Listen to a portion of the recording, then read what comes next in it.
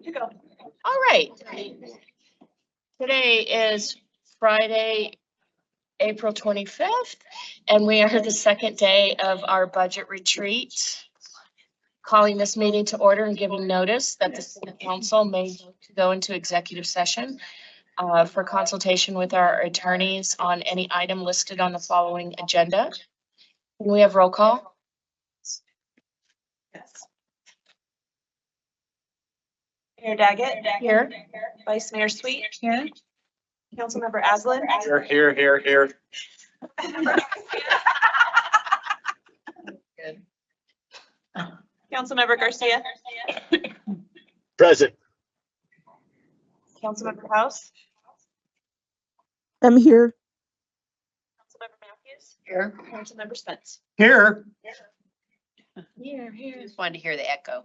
And Councilmember House, I just want to make sure that you saw the chat. Councilmember Matthews, would you lead us in the Pledge of Allegiance? Yes, please stand if you're able. Pledge allegiance to the flag of the United States of America and to the republic for which it stands, one nation, under God, indivisible, with liberty and justice for all. And Vice Mayor. The mission of the city of Flagstaff is to protect and enhance the quality of life for all. Thank you. And Councilmember House, would you read our land acknowledgement? Thank you, Mayor. The Flagstaff City Council humbly acknowledges the ancestral homelands of this area's indigenous nations and original stewards. These lands, still inhabited by Native descendants, border mountains sacred to indigenous peoples. We honor them, their legacies, their traditions, and their continued contributions. We celebrate their past, present, and future generations who will forever know this place as home. Thank you. It sounds like you're having some allergy issues as well, Councilmember House. City Manager, would you like to kick us off? Good morning, everybody. Morning. Good morning.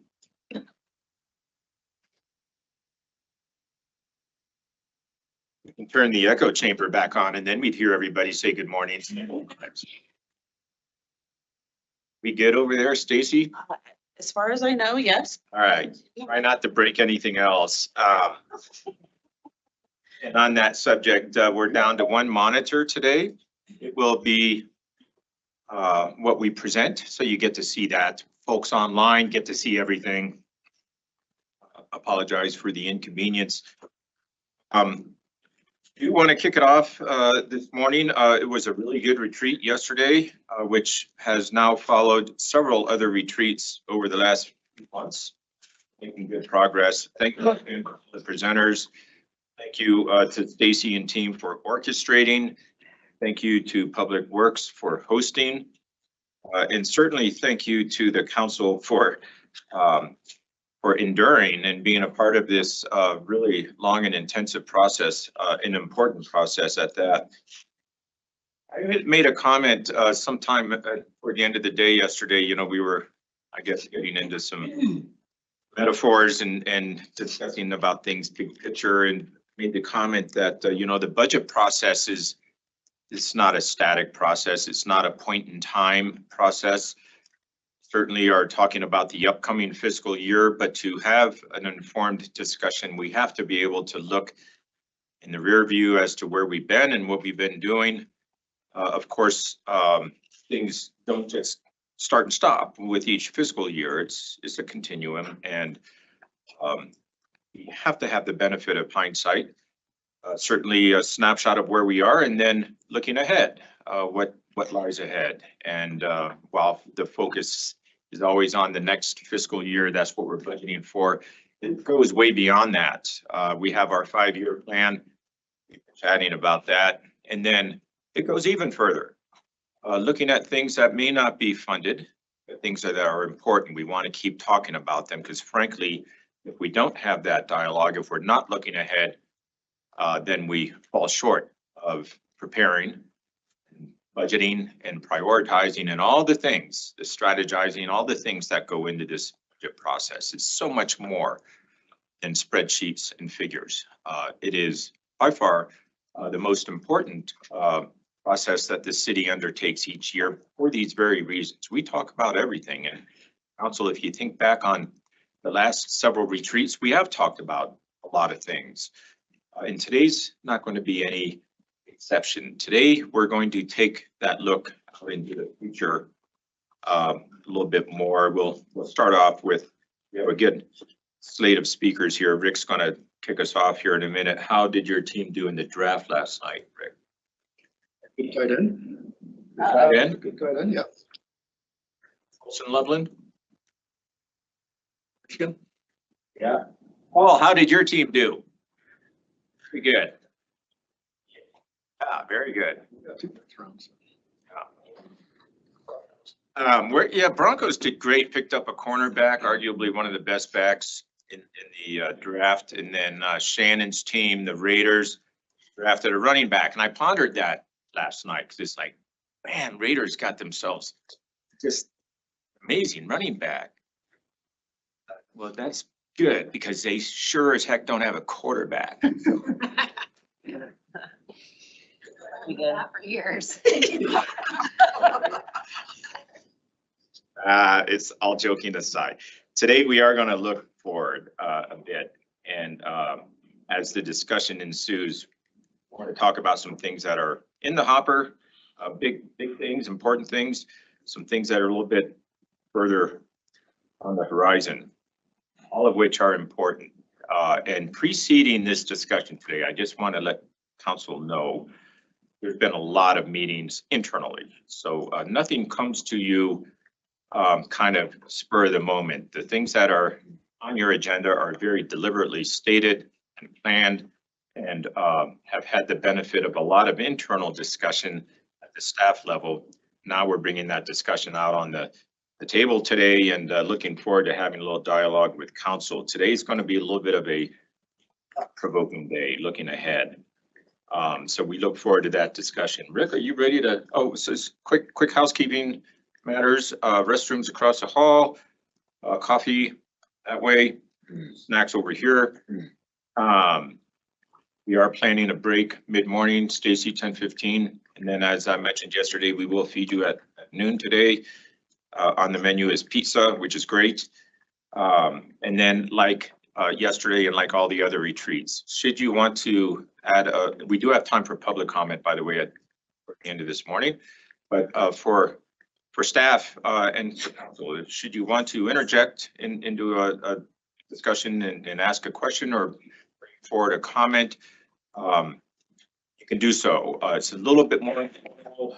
Mayor, we have permission just to have people kind of interject at will raise their hand and stuff. We don't have to rely upon you to look behind your back as to who might be wanting to speak. We'll have people just jump into the conversation. Don't make me look behind my back. Yeah, don't make the mayor look behind her back. If you do have something to say or have a question, we ask respectfully that you come up to this front area around the U-shaped table here. This is where the microphone is on. The microphone in the back is not on. And we are live streaming and we are recording. So if you don't come up here, we're not going to be able to pick that up on the record. So anywhere around here is fine, and please elevate your voice accordingly so we can hear you. And let's kick it off with Mr. Rick Tatter this morning.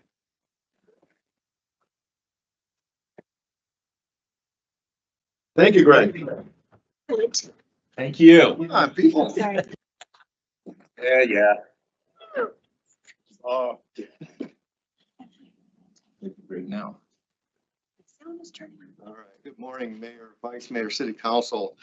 Good to see you today after a great discussion yesterday about the annual budget and where we're at in the process with the city manager's proposal. You heard a lot of things primarily related to kind of what's the upcoming budget year looks like in the 1 year adoption that council does.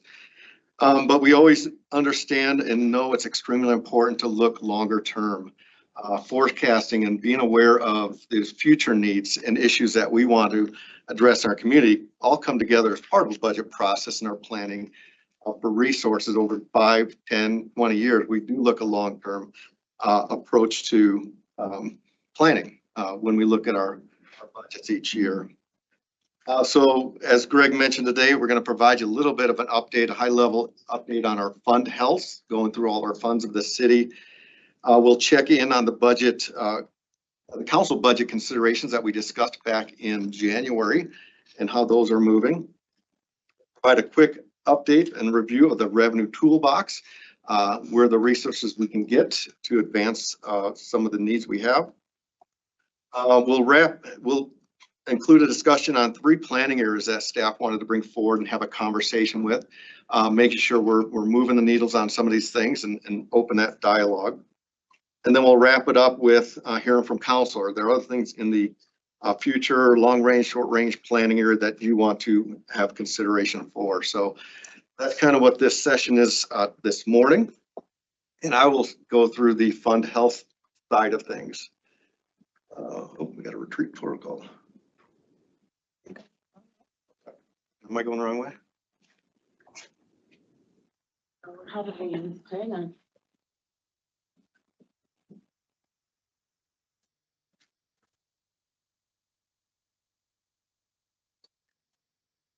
As Stacy's pulling it up, when we're talking about fund health and what we're going to present this morning, it's really a high level discussion about where we look at the things that are on the positive side of our organization. And these are mainly related to fiscal health considerations. There are tons of positive things going in each fund with the divisions and staff that are delivering services in our community. This positive is more of a financial look and some of those operational looks that we have to consider.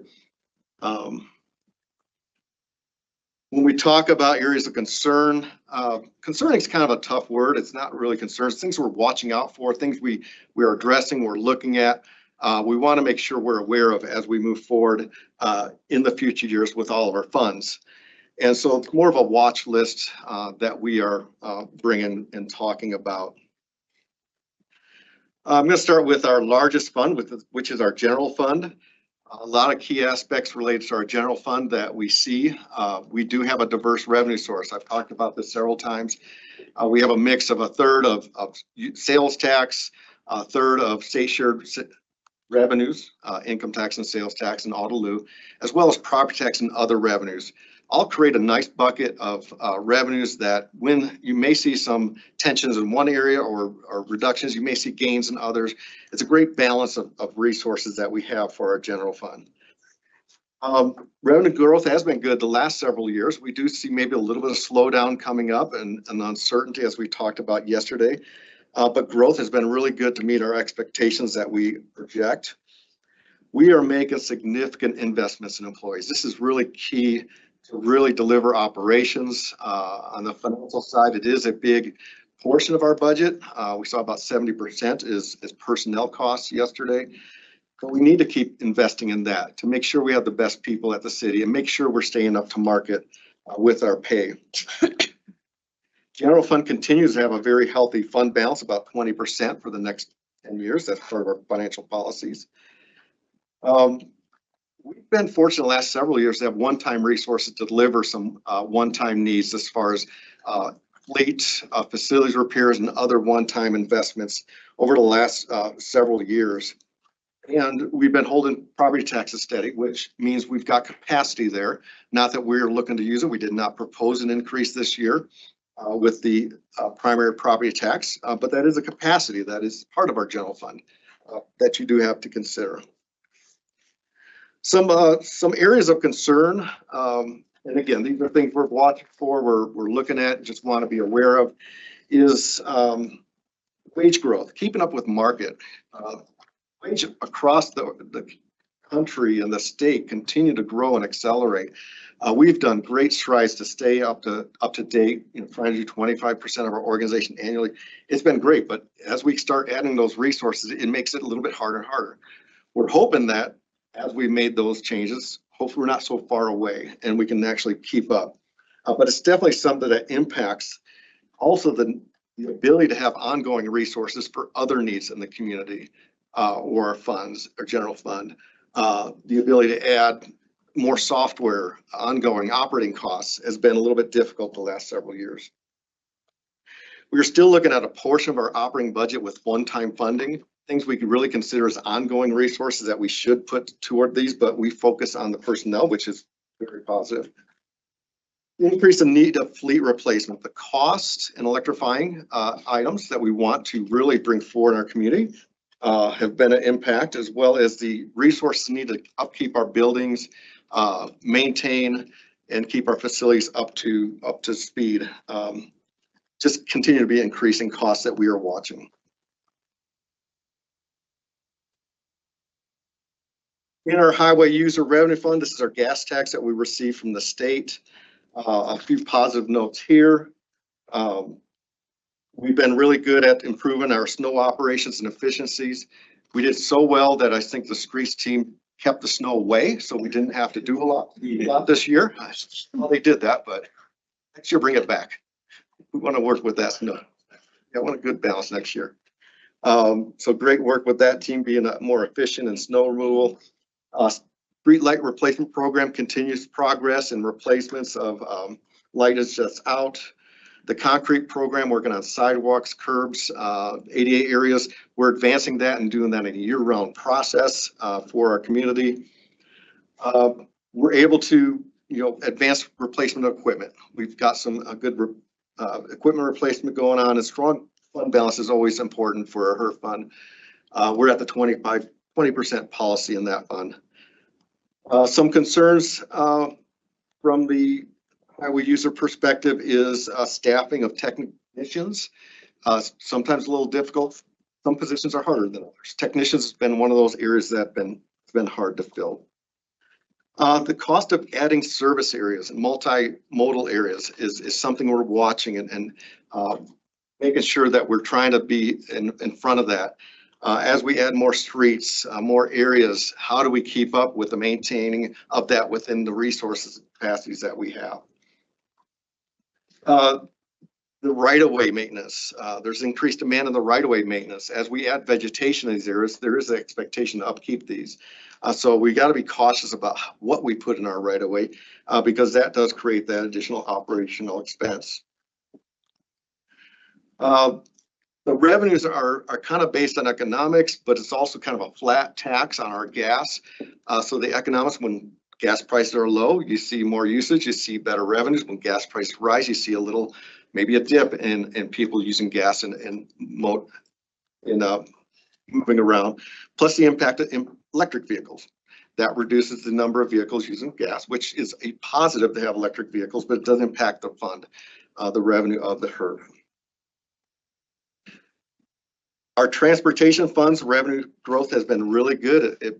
It's exceeding the projections we did when we put the bonds out. We have a lot of grant opportunities with the transportation area of the federal government giving us grants, and they do have healthy fund balances to deliver the projects that we have. Construction costs. This is one area that's really across a lot of the organization.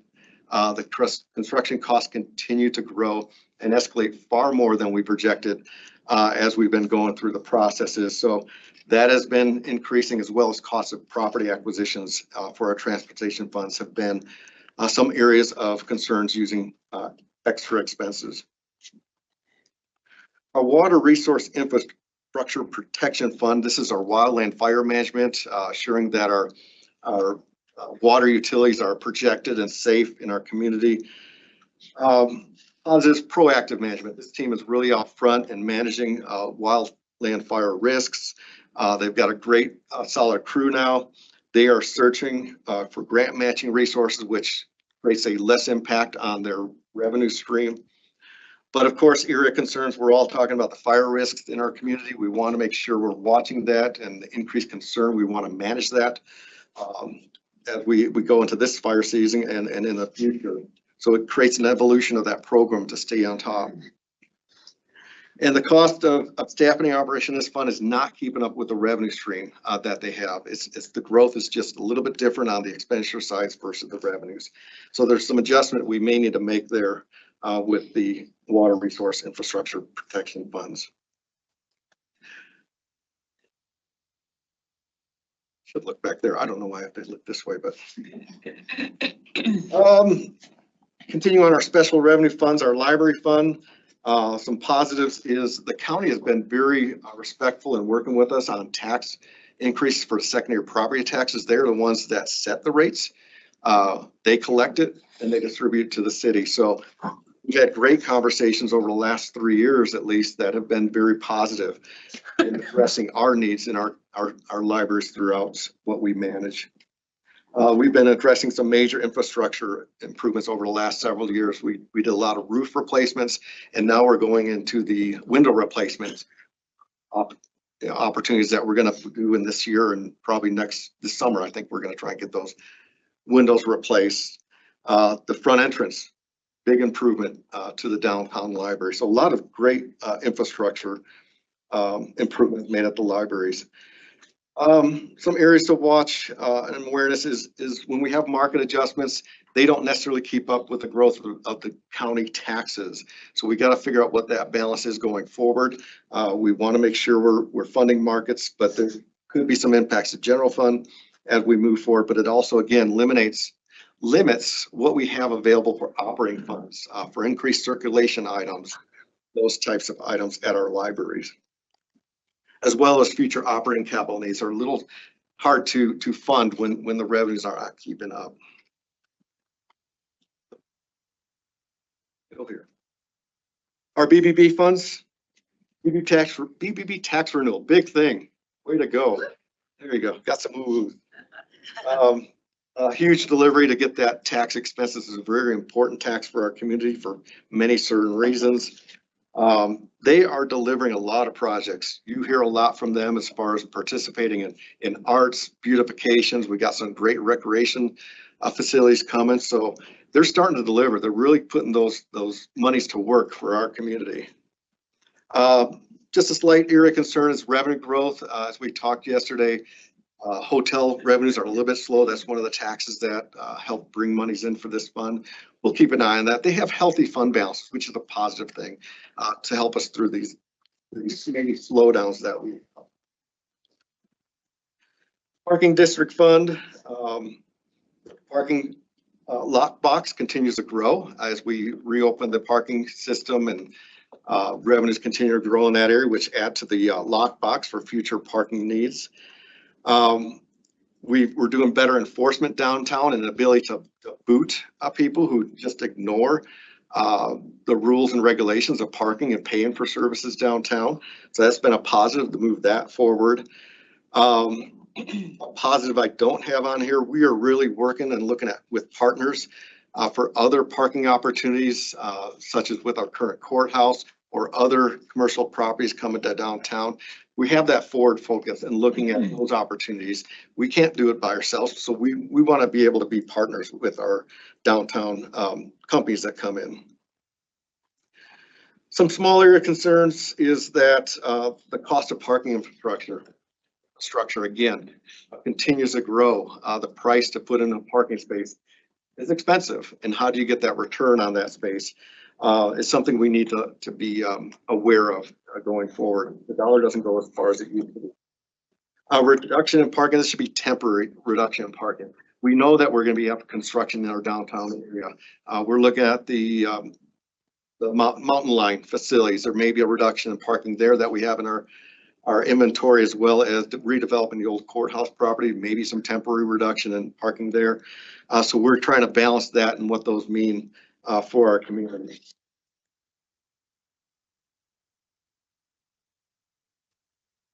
I know I'm going fast, but if you have questions, just stop me.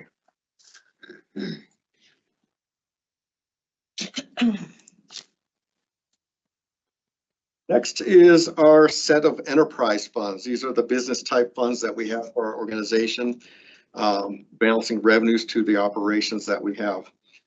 Starting off with our solid waste fund, some positive, we're still delivering recycling services in our community. And our solid waste team and public works continue to manage within the resources they have. They haven't just jumped to change and increase rates. They've really been trying to figure out, how do you operate better? How do you deliver solid waste services better within the resources we have? Of course, we've had that conversation. It may be a reduction in service and so forth, but they are doing well there. So areas of concerns is the cost of recycling is expensive. So how do we continue to keep that in our community and have that conversation? The cost of equipment, garbage trucks and so forth are very expensive. We do have a couple replacements this year. Hopefully we can get two, maybe only one, we'll see.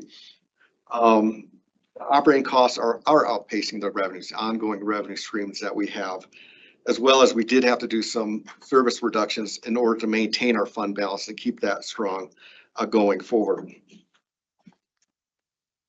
Sustainability and environmental management fund, which is part of our sustainability group, that continues to have some positive things related to that. Investment in technologies, whether it's weatherization, more efficient lighting, better solar operations, as well as carbon capturing. The ability for a company like Blocklight to take carbon and put it into cement, and that forth. These changes are occurring, which are definitely having positive future impacts in our community. Revenue growth is doing well in this area. This one is one that benefits from the other enterprise funds and their revenue growth. It kind of goes in line with that. On the areas of concern is the expanding the needs in our community. We do have additional resources that our communities are looking for from our sustainability group. Funding of carbon neutrality plan, we talked a little bit about that yesterday. I know we'll have further conversations and a conversation about what is that future number? What is the investments we need to get to for our carbon neutrality plan? Of course, legislative restriction, what the state allows us to do and what to bill for. Efficiencies in the airport fund, we don't have that opportunity too much. A lot of the costs out there are kind of fixed. We don't have a large staff at the airport, and all the operations and services that are provided are pretty much required, and so it's not entirely discretionary.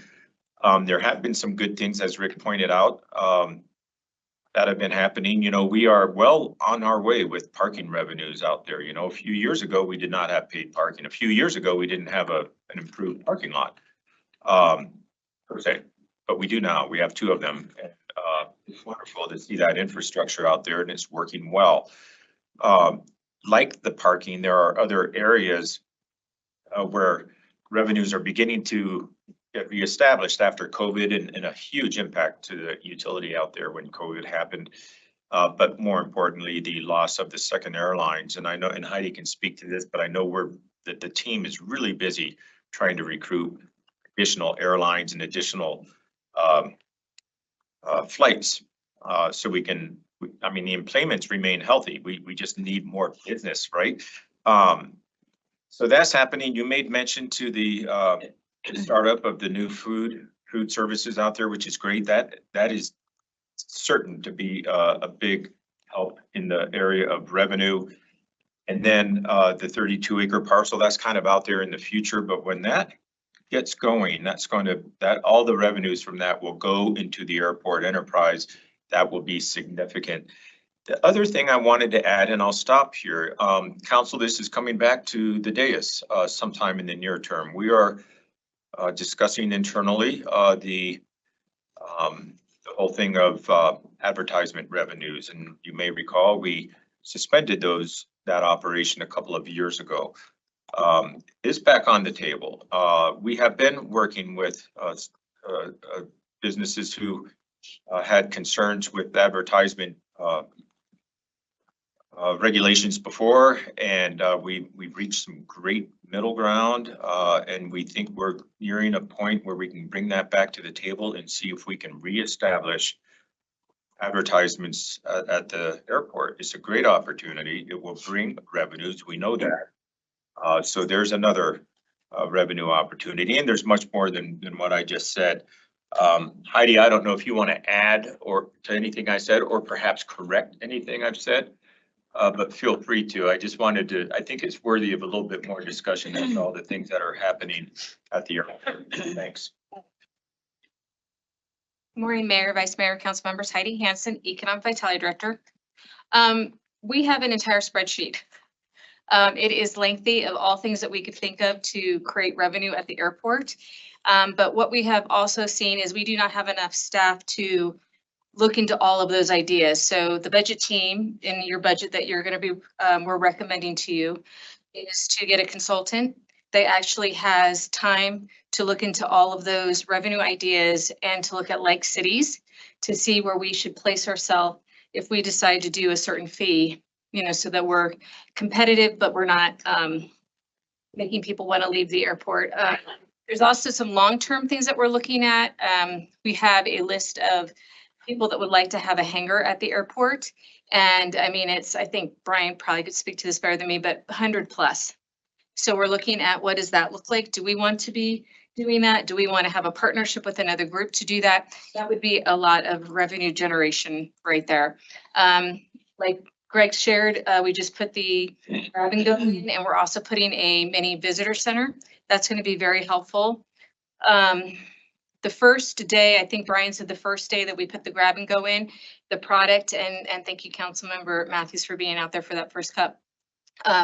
We actually had to restock it a day and a half later. That's how much people are looking for a product out at the airport. And we also have it in the hold room as well. So anyway, long list spreadsheet that created with Brian Gall, and Rick and his team have been on it, but we do feel like we need that consultant help to make sure that we get to the right numbers, and then all of that will come back before you. Heidi, I just wanted to make a couple of comments. I'm so glad you brought up the hangar expansion. I hope we really look at that soon. I've been on council. The waiting list is well beyond 100. And it makes sense that maybe we partner instead of try to do it ourselves, which will just reduce our burden of managing it. And the grab and go, I was out there, as you mentioned, with the city manager. The coffee comes from Matador, and it was absolutely fantastic. I had a latte. You have your virtual barista, and it was really fun watching her grind the coffee, and the food just kept going like this. So very intuitive. So smart technology. You take something out, it knows what you took out. You could put it back, it credits you back, and people figured it out and are using it and just getting it stocked. So that's great news. Also, I've observed on my meetings when I go out there, our parking in there is full. It's hard to find parking. So that was really exciting to see that people are paying for parking. They're out there utilizing it, and it's full. And I can't imagine when we get another airline, we may have another issue to consider. So, you know, I was really encouraged with all the great things that we're having in store for us for the airport, because it just seems like we're moving in a good direction. It's being utilized. It's full. We've got great services out there. So great job to you and Brian and the team. Thank you, Mayor, Councilmember Matthews. Brian Gall and Adam Miali, Claire Harper, Tim Skinner, the whole team, hats off to them. They have been working very, very hard. They're really kicking into gear. They had 4 years of CARES Act that they had to finish. And I will say, when you go out there and you see that the facility looks cleaner, it looks better, it's all because of that CARES funding. And they spent, I believe, almost every dime of it. Heidi Derryberry will tell me if I'm wrong on that. But the other thing I wanted to throw out, when it comes to the cafe area, we kept the actual kitchen intact. So as we grow as an airport and we feel that we could utilize maybe a real full cafe again, we'll have the ability to bring that cafe service back, but always keeping something in the hold room for someone that's already gone through TSA. Questions? We're going to be coming back in front of you a lot with the airport, so have no fear. You'll be making those decisions with us. Thanks, Heidi. Thanks for letting us get off on a tangent though. All right, appreciate you getting into the details. Mayor, solid waste question. Maybe a topic for a different day, but we're on the slide, so I thought I'd just earmark it. Was at an event with Arizona Forward a couple days ago, speaking with Palmer Nackard, who mentioned, and I believe this is probably very cursory,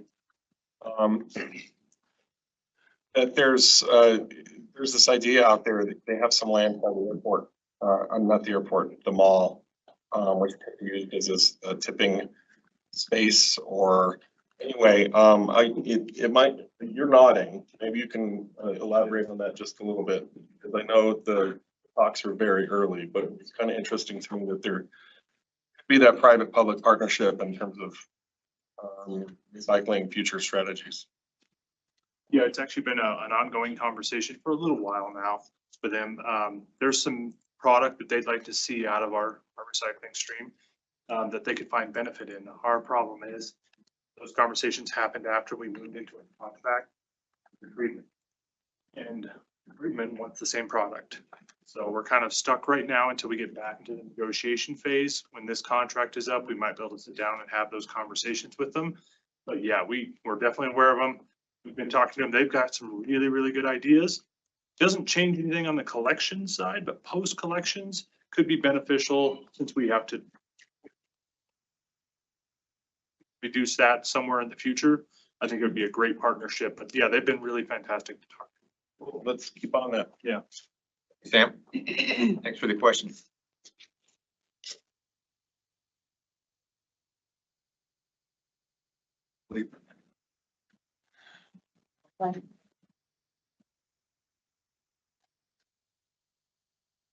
Get stuck. Yeah. Megan? All right, the last two fund areas, just for an update on these, is the water service funds. This is our water, wastewater, reclaimed water, stormwater funds that we have.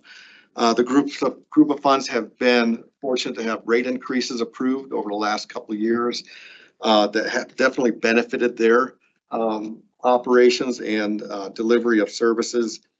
We have made big investments in our stormwater infrastructure over the last several years, including the Spruce Wash area and as well as 180 and that corridor, all those connections, a lot of money invested in stormwater as a result of funding that we now have. The downtown mile, taking it off the shoulders of the stormwater fund to help deliver some of these infrastructures that BNSF wants versus bridge replacements. Being a partnership really does support and help our stormwater fund in these types of situations. Areas concerns, the escalation of construction cost in all of our water service funds, the cost of plants and building plants. We'll have some conversation about one portion of that in a little bit, but costs are going up in our water services area. Something we're just keeping an eye on and trying to deliver the best we can. And housing, Flagstaff Housing Authority funds, these are separate from the housing program that we have within our general fund. This is the FHA, the Housing Authority funds, which are separate and designated for federal purposes. Some positive here is along with those funds, we are advancing our voter approved bonds. You've seen a lot of conversations that over the year, implementing and strategizing how we get this money out to the public and start delivering these needs that we have based on the voter approval bond programs. Additional vouchers, we talked a little bit about that yesterday with the Williams program. Definitely a positive for our community as well as the housing funds. Some area concerns, of course, is the federal budget, the uncertainty, what's going to occur in this area as far as housing funding going forward. Another uncertainty is staffing. You know, as you hear about staffing and people being laid off or not coming back to the workforce by their choice or others, the ability to converse with people gets a little bit harder. Having staff available to work with comes harder for our housing authority staff. So we're just looking to maybe get more support there. Aging public infrastructure, housing infrastructure, that's one of the bond issues we're looking at to redevelop our public housing areas.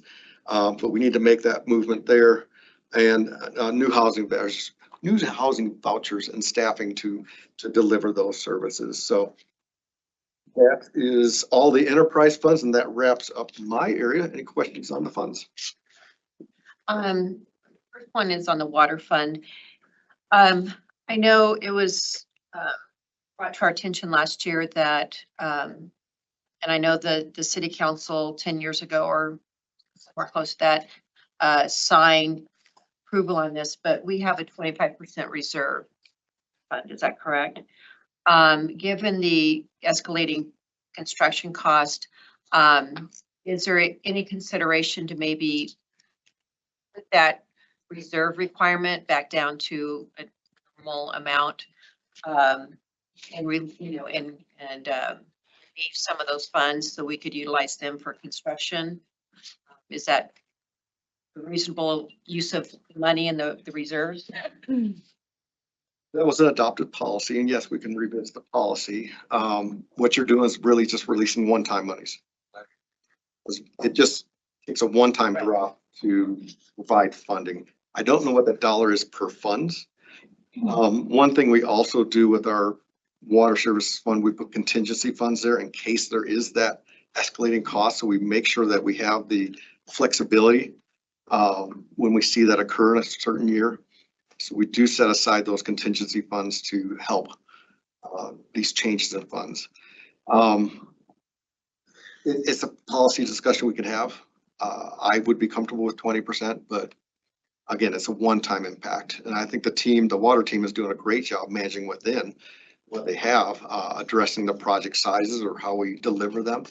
They've been doing a great job staying within that. And I'm not suggesting just do it now because we don't need it, but given that we just approved a rate increase, and if we push up against that because the construction costs have increased more to stay on track to deliver those capital improvement projects, I just want to put it in the back of your mind to say, okay, instead of delaying a project, would it be beneficial to release some of that one-time money to reevaluate the reserves?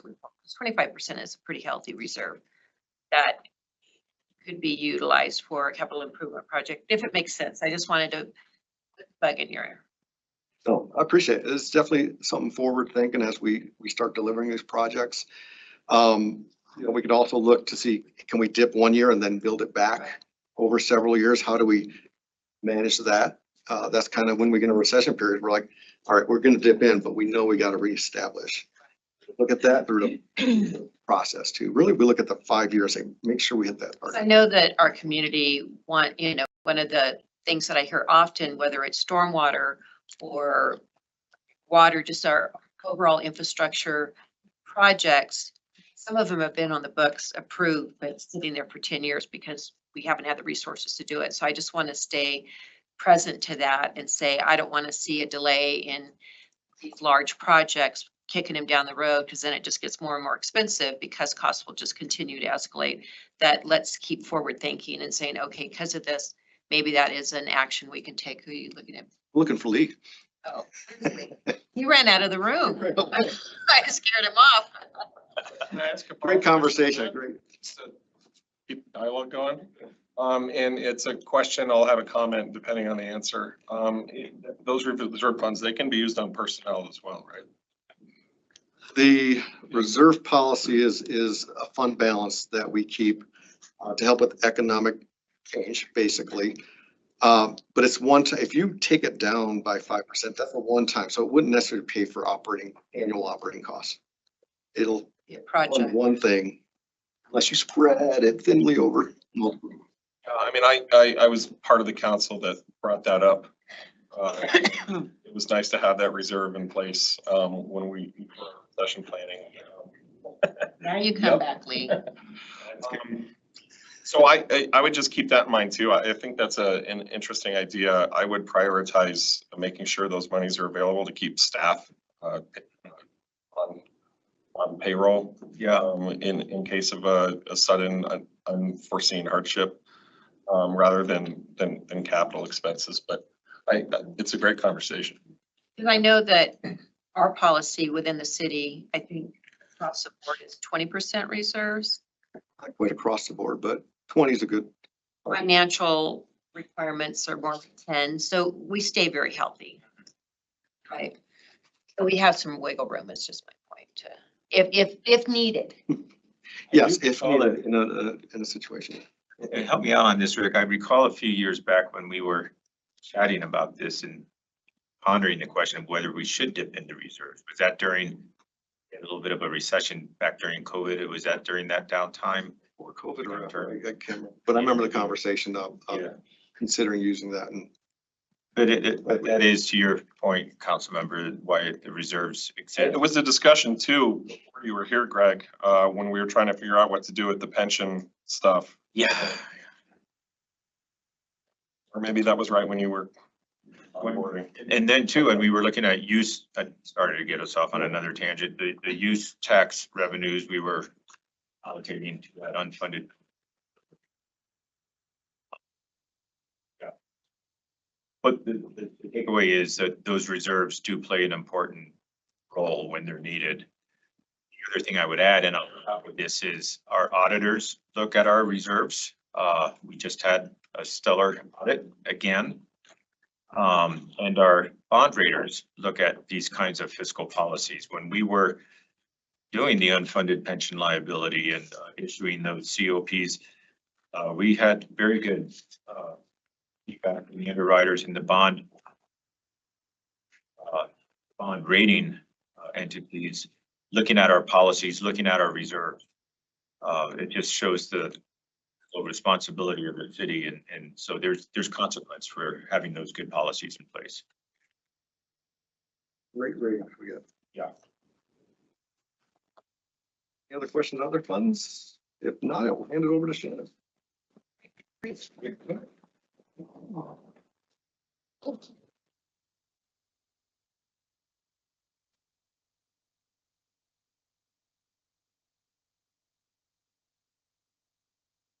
Good morning, Mayor and Council. Shannon Anderson, your Senior Deputy City Manager. It's good to be with you again this morning. We are going to do a little bit of a look back as we start our discussion this morning. You might recall, we made this Wordle together back in January. We were working with Fred and he asked, what were the 2 top priorities in Flagstaff? And the Wordle identifies those things that came to mind for council. We've identified many of these items in the recommended budget as we presented yesterday.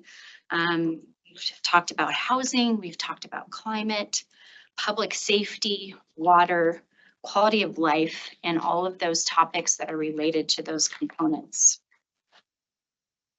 I also want to talk about the council budget considerations. We asked you during this retreat to further that conversation. What were some of those items when you think about this next year's budget that you'd like us to be focusing on? And we identified how they correlate to the key community priorities. So I'm not going to read all of these, but here we see a lot about employees and the equipment that employees need to do their work.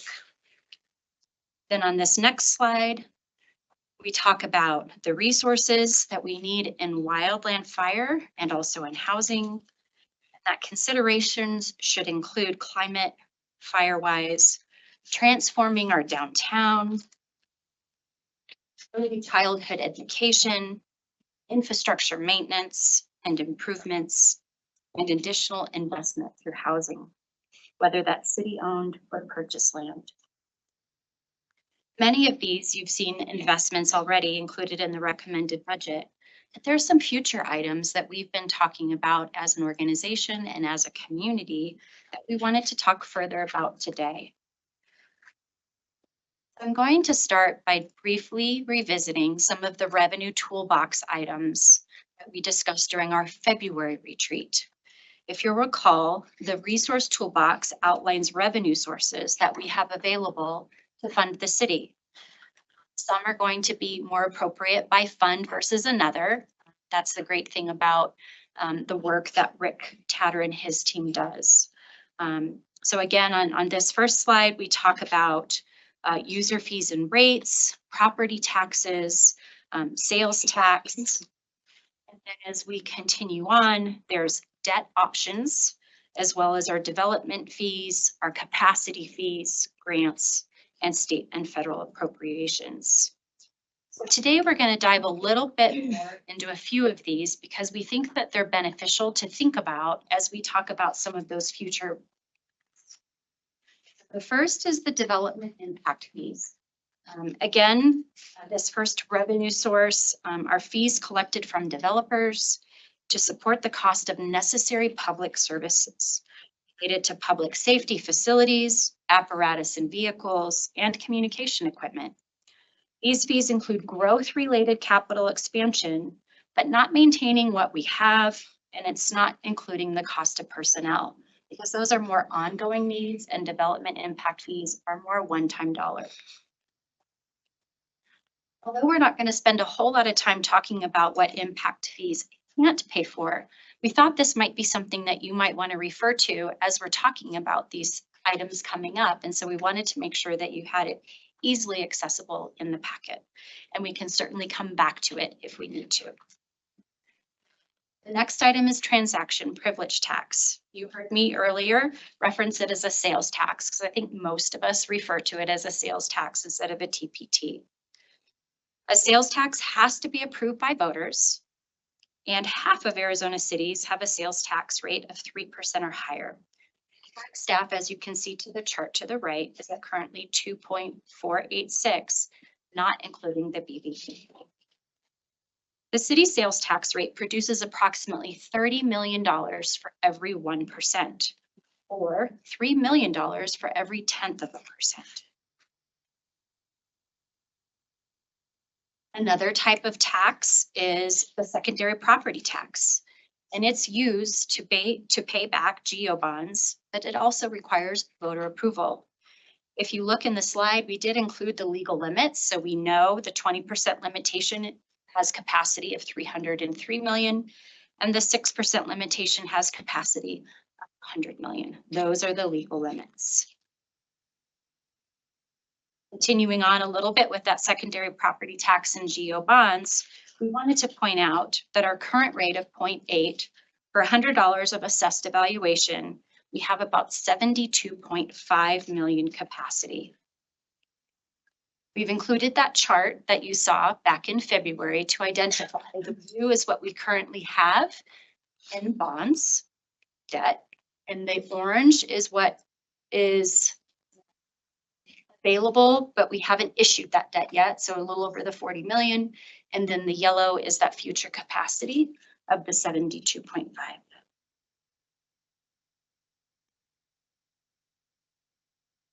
Moving on to primary property tax. Primary property tax is unrestricted, and its main source is to support the general fund.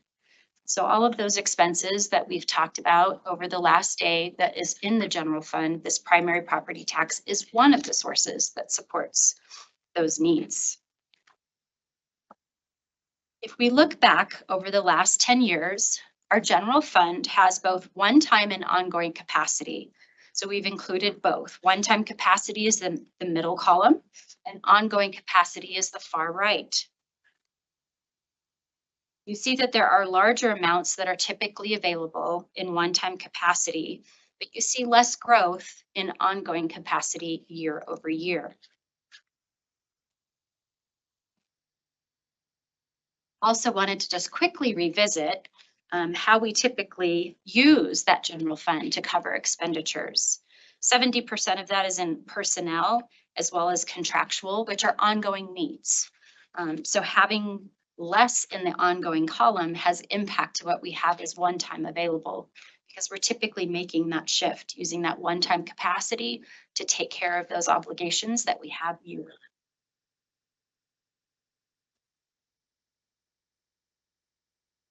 Here's where we start the fun part of this presentation, really talking about those future ideas and where we have potential within our community. We've identified some to present to you today, and as we discuss with council, there might be others that you're thinking of as well. But we're going to start with these three. When we look back at the considerations from the January retreat, and we look at the revenue resources that we have available to use in the city, we've put together a couple of these potential ideas. Today, we have Dave McIntyre, Heidi Hansen, and City Manager Clifton that are going to talk to us about the downtown enhancements. Then we're going to invite up Chief Gaylord and Police Chief Conley to discuss our public safety needs. And then our last consideration that we're going to talk about is the wastewater treatment plant. And we're going to have Lee Williams and Mac McNamara to lead us through that conversation. So I'm going to turn it over to Heidi.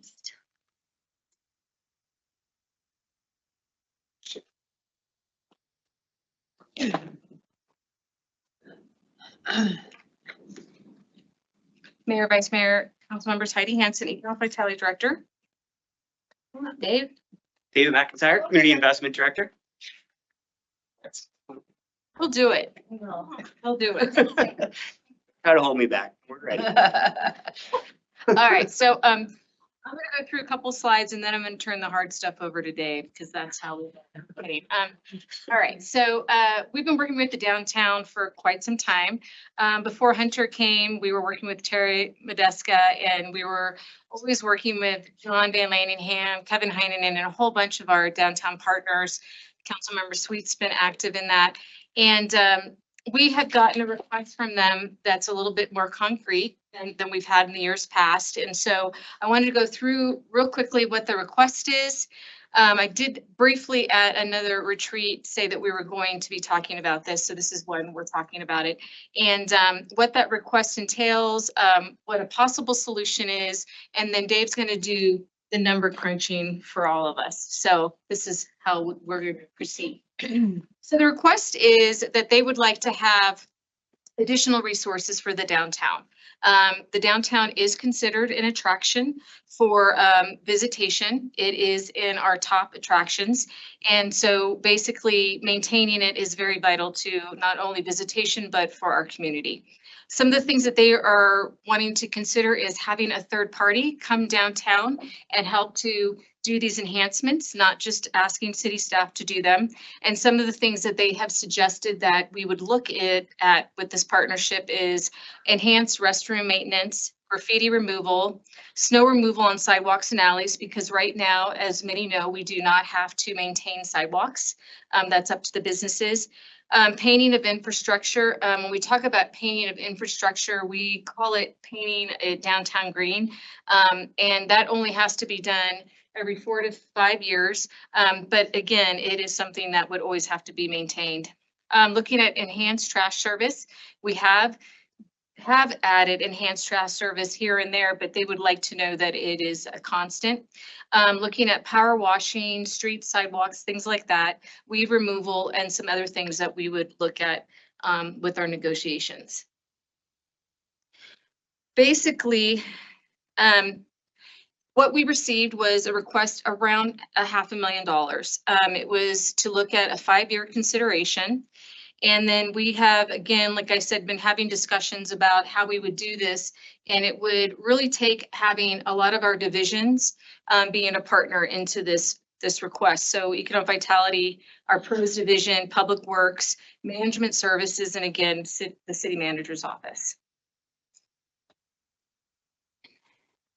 Last but not least, a possible solution for the request that they have put before us is to amend an IGA that we already have with the FD Bird. And just so some of you that might not know what the FD Bird is, it's the Flagstaff Downtown Business Improvement and Revitalization District. It's a 20-block taxing district that is approved and funded by the property owners. And so then basically what we would be doing is allowing in this relationship, the DBA to have a contract with a third party vendor more than likely. And we would also be looking at, in order to do this $500,000, if we come to that figure, is a couple of solutions of looking at increases to the parking rates in downtown, looking at some other funding solutions through tourism and beautification. And then again, when it comes to pros, them looking at their restroom services and things like that. And I think, Dave, I'm gonna turn that over to you. But before I do, one thing I want everyone to keep in mind, we're looking at solutions, we're looking at revenues. The parking solution is one that Dave's going to take a deeper dive in. I do want to say, as a backup to what Rick was saying about the BBB funding, we are definitely not ahead right now in the quarter for BBB funding. We are down in occupancy by 3.6%. Our average daily rate is down 2.3%, and our overall revenue per available room is down 5.8%. So what that tells us is normally if occupancy is down, revenue is up because they're just trying to get more revenue for their room. But when everything is down, that means that what we have is less visitation at the moment. And the visitation issue could be that internationally, there's a lot of uneasiness. There also could be the fact that domestic travelers are holding a little tighter to the vest on their money, things like that. What we're doing in Discover Flagstaff when we see this is we ramp it up. So we are actually doing more campaigning.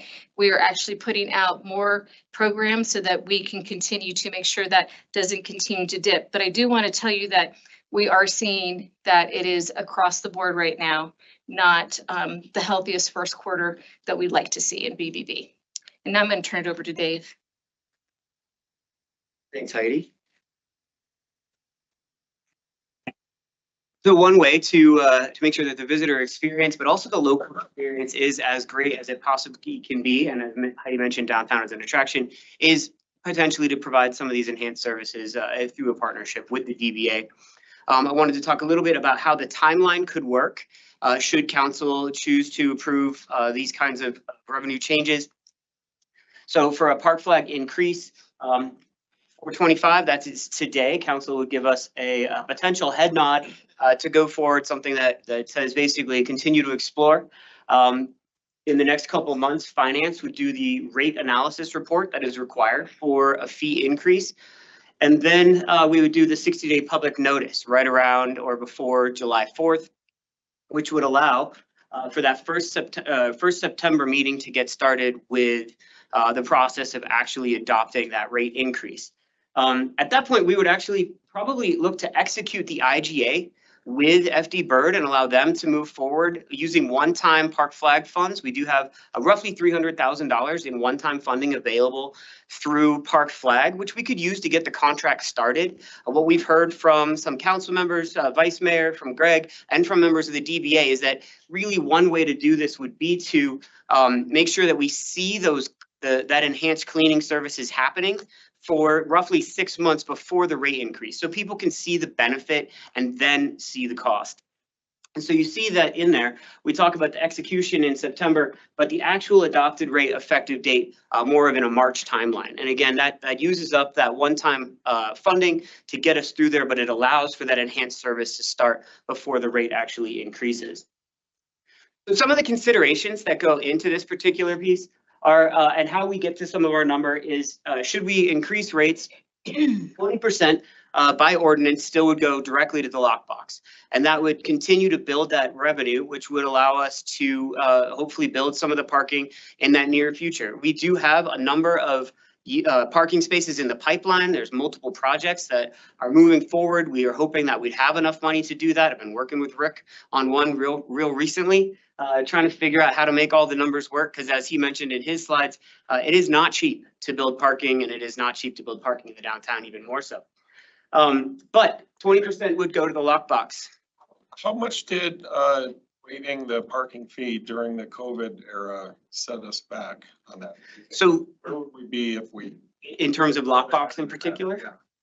Yeah. If COVID hadn't happened, not necessarily because we waived it, because I don't know what it would have done if we stayed, but if COVID hadn't happened, you know, we make roughly 1.2 million. Actually, back then we were making closer to 1.4 million before we reduced fees and timing. And so if you think 20% of that was probably 280,000 or so in the lockbox that we didn't receive because of that 1 year change due to COVID. The numbers, obviously, if we had kept going, but COVID had happened, it would have been much lower anyways. But COVID did put a significant impact on us. Currently, the lockbox is roughly 1.8 million, which is not enough to build a parking garage by any stretch of the imagination, but is enough to get us close enough that hopefully we can do some debt financing and get the rest of the way. So we're eagerly looking to demonstrate to the public and provide what we promised. So one of the things to keep in mind also is with parking, because most of our transactions, our average transaction is $2 an hour, $2.08, I think recently was the most recent number. And when you're dealing with mostly $1, $2, $3 transactions, the credit card fees are brutal. And that's because in most credit card fee situations, you have a fixed cost that goes with every transaction and then a percentage. And so that fixed cost, when your transaction is very low, really chews up a lot of your revenue. So you can see that we were budgeting at an 11% credit card fee. That sounds really high. What we find though is that we're in that 8 to 11%, depending on month, time of year, these kinds of things. And so you lose 30% of your revenue right off the top in our current scenario.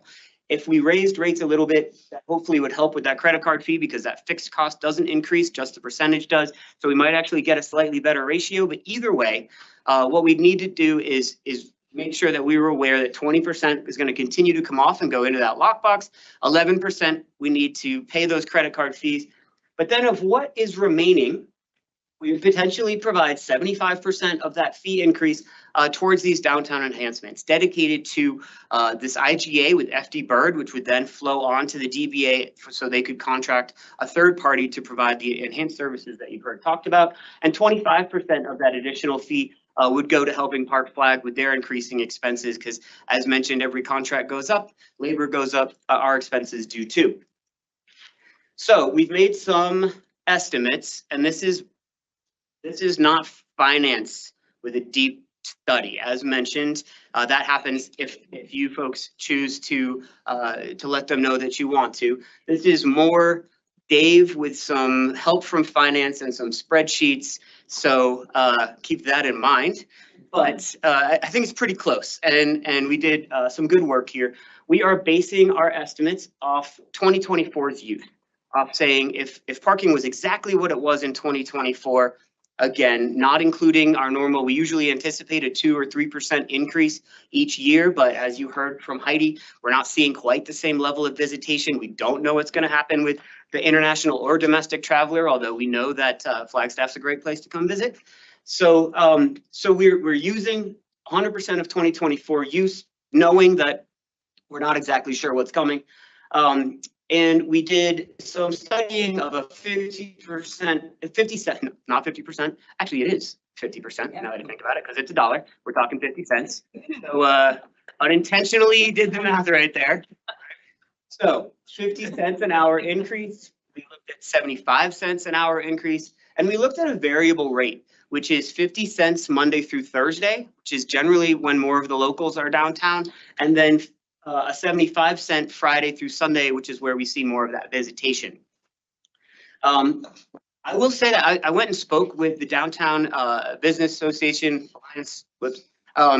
yesterday, and what I was surprised about is that they actually commented that it might be worth analyzing a higher number, that if we're going to be moving in this direction, at least taking a look at what some of those higher numbers could be, would be useful as well. And so we may be able to do that if everybody's interested. But this is where we spent our time, because we knew that there's a talking point about going from $1 to $2, which even if it's only another $1, it still sounds bad when you say we're doubling our rate. So that's why we stayed where we are. But I will say that within the downtown, within the DBA, there was some appetite for exploring an even higher rate increase.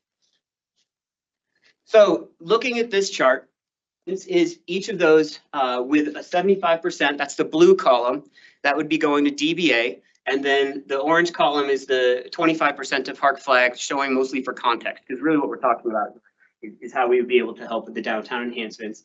And these are in hundreds of thousands. So a 50-cent increase based on all the assumptions that we just talked about would provide roughly $294,000 to the DBA to assist in contracting this third-party provider to enhance downtown services.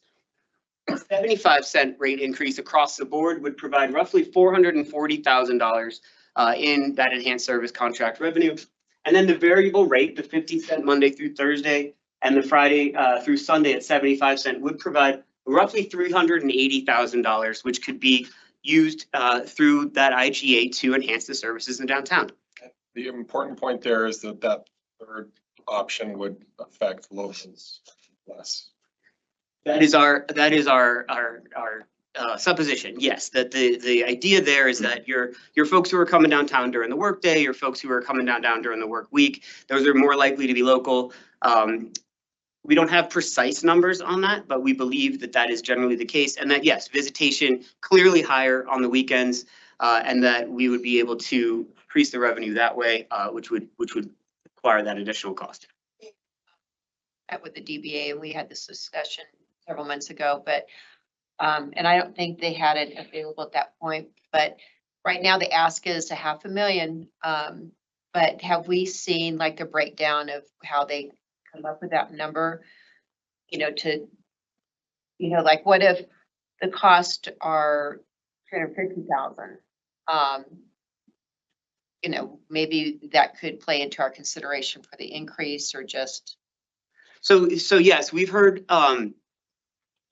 from them some of a breakdown, and we actually, what we're aware of is that the third-party company that, for instance, Hunter has worked with, one example of an entity that could do this is a company called Block by Block. Hunter has worked with them in the Louisiana area, and they've said that really to come out and set up in a new community, hire new staff, which would be local folks, get themselves dialed in, it probably would be challenging to come for less than like 400,000. And we know that in Flagstaff, costs are much higher anyways. So 500,000 would get us the level of service that I think we're really hoping for. It hasn't been broken out dollar by dollar.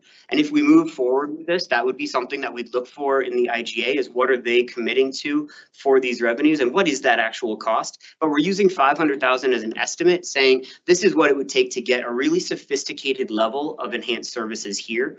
Block by Block, for instance, works in communities all across the country, in the Southwest as well. So they know our climate, they know how to work in snow, but they know how to work in desert.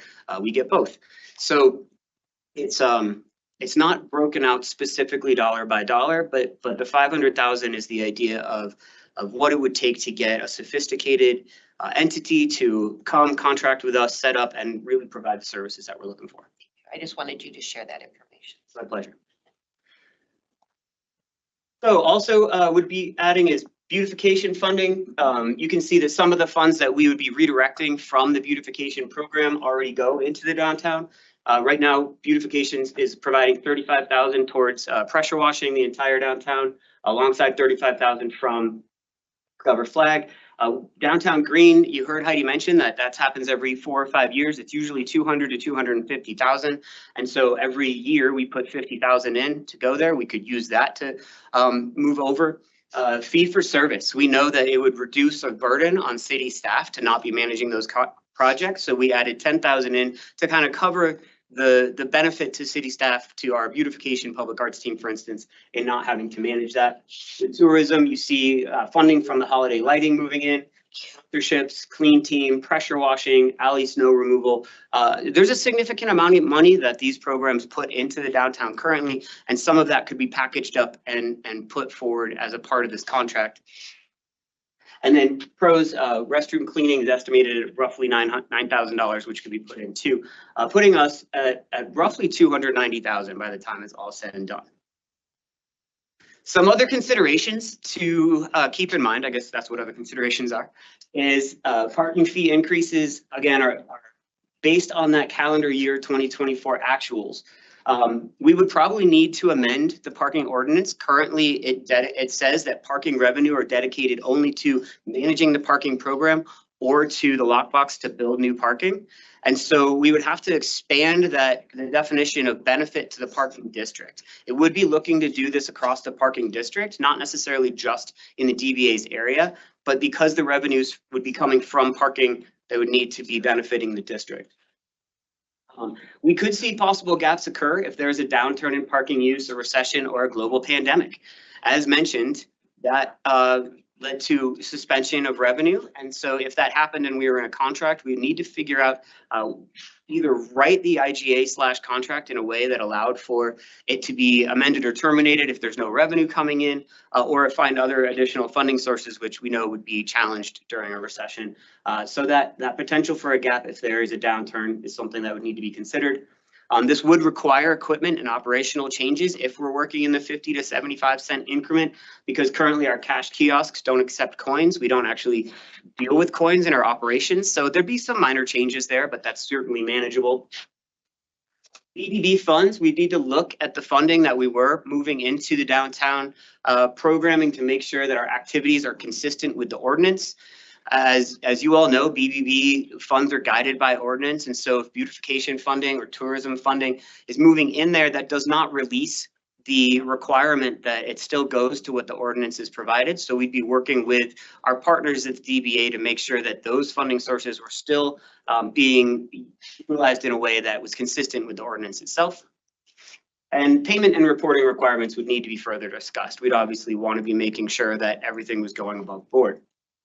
We're not worried about, but we need to have documentation. Dave? Yeah. Councilmember Garcia has his hand up. Oh, thank you. Thank you, guys. Can you hear me okay? Yes. Thanks for the presentation, David. I just wanted to kind of add my 2 cents on the parking increases and remind folks that when Mountain Lion speaks about parking, they say that until it costs more to park than it does to ride the bus, people are going to choose that option. I don't know how much weight that needs to be placed onto this conversation, but it is worth mentioning.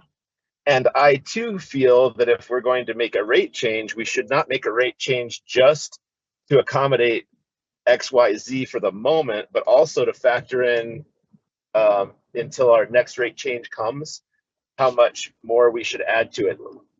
I think I say all that just to say I'm okay with seeking even a higher dollar amount for parking.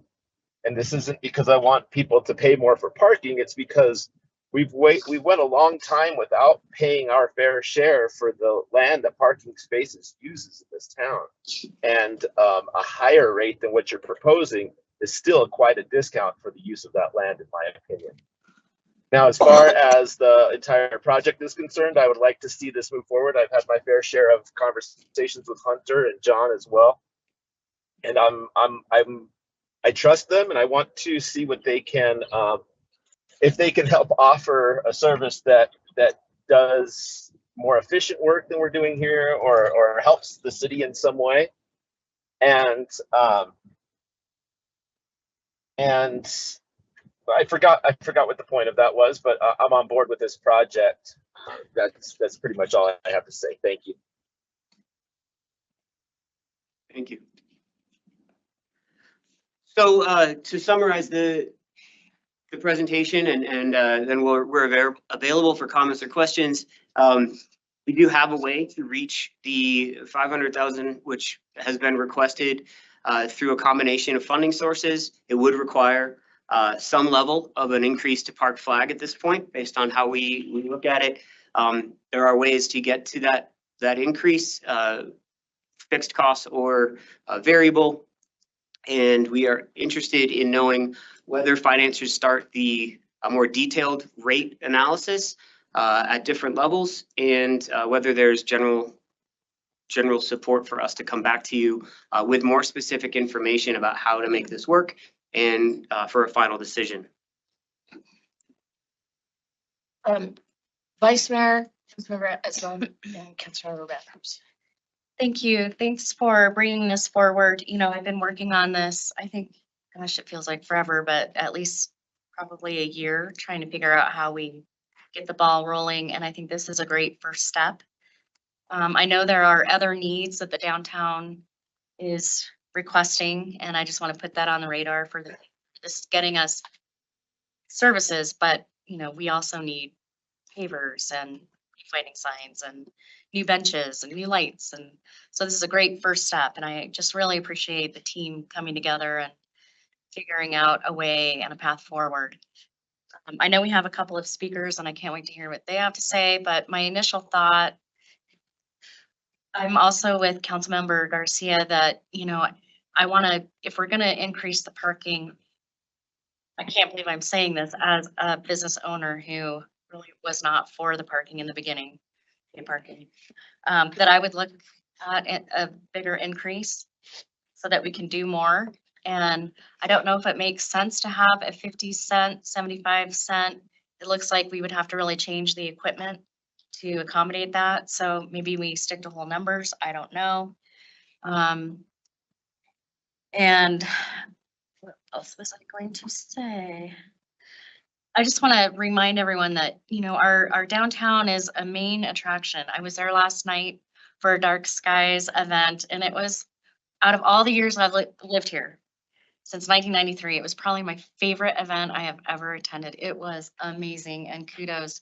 It was packed. It was lovely. There was a piano player, 12 telescopes, I believe. It was such a draw. And the mayor did a proclamation and asked, okay, who's from out of town? There were almost all the hands were out of town folks.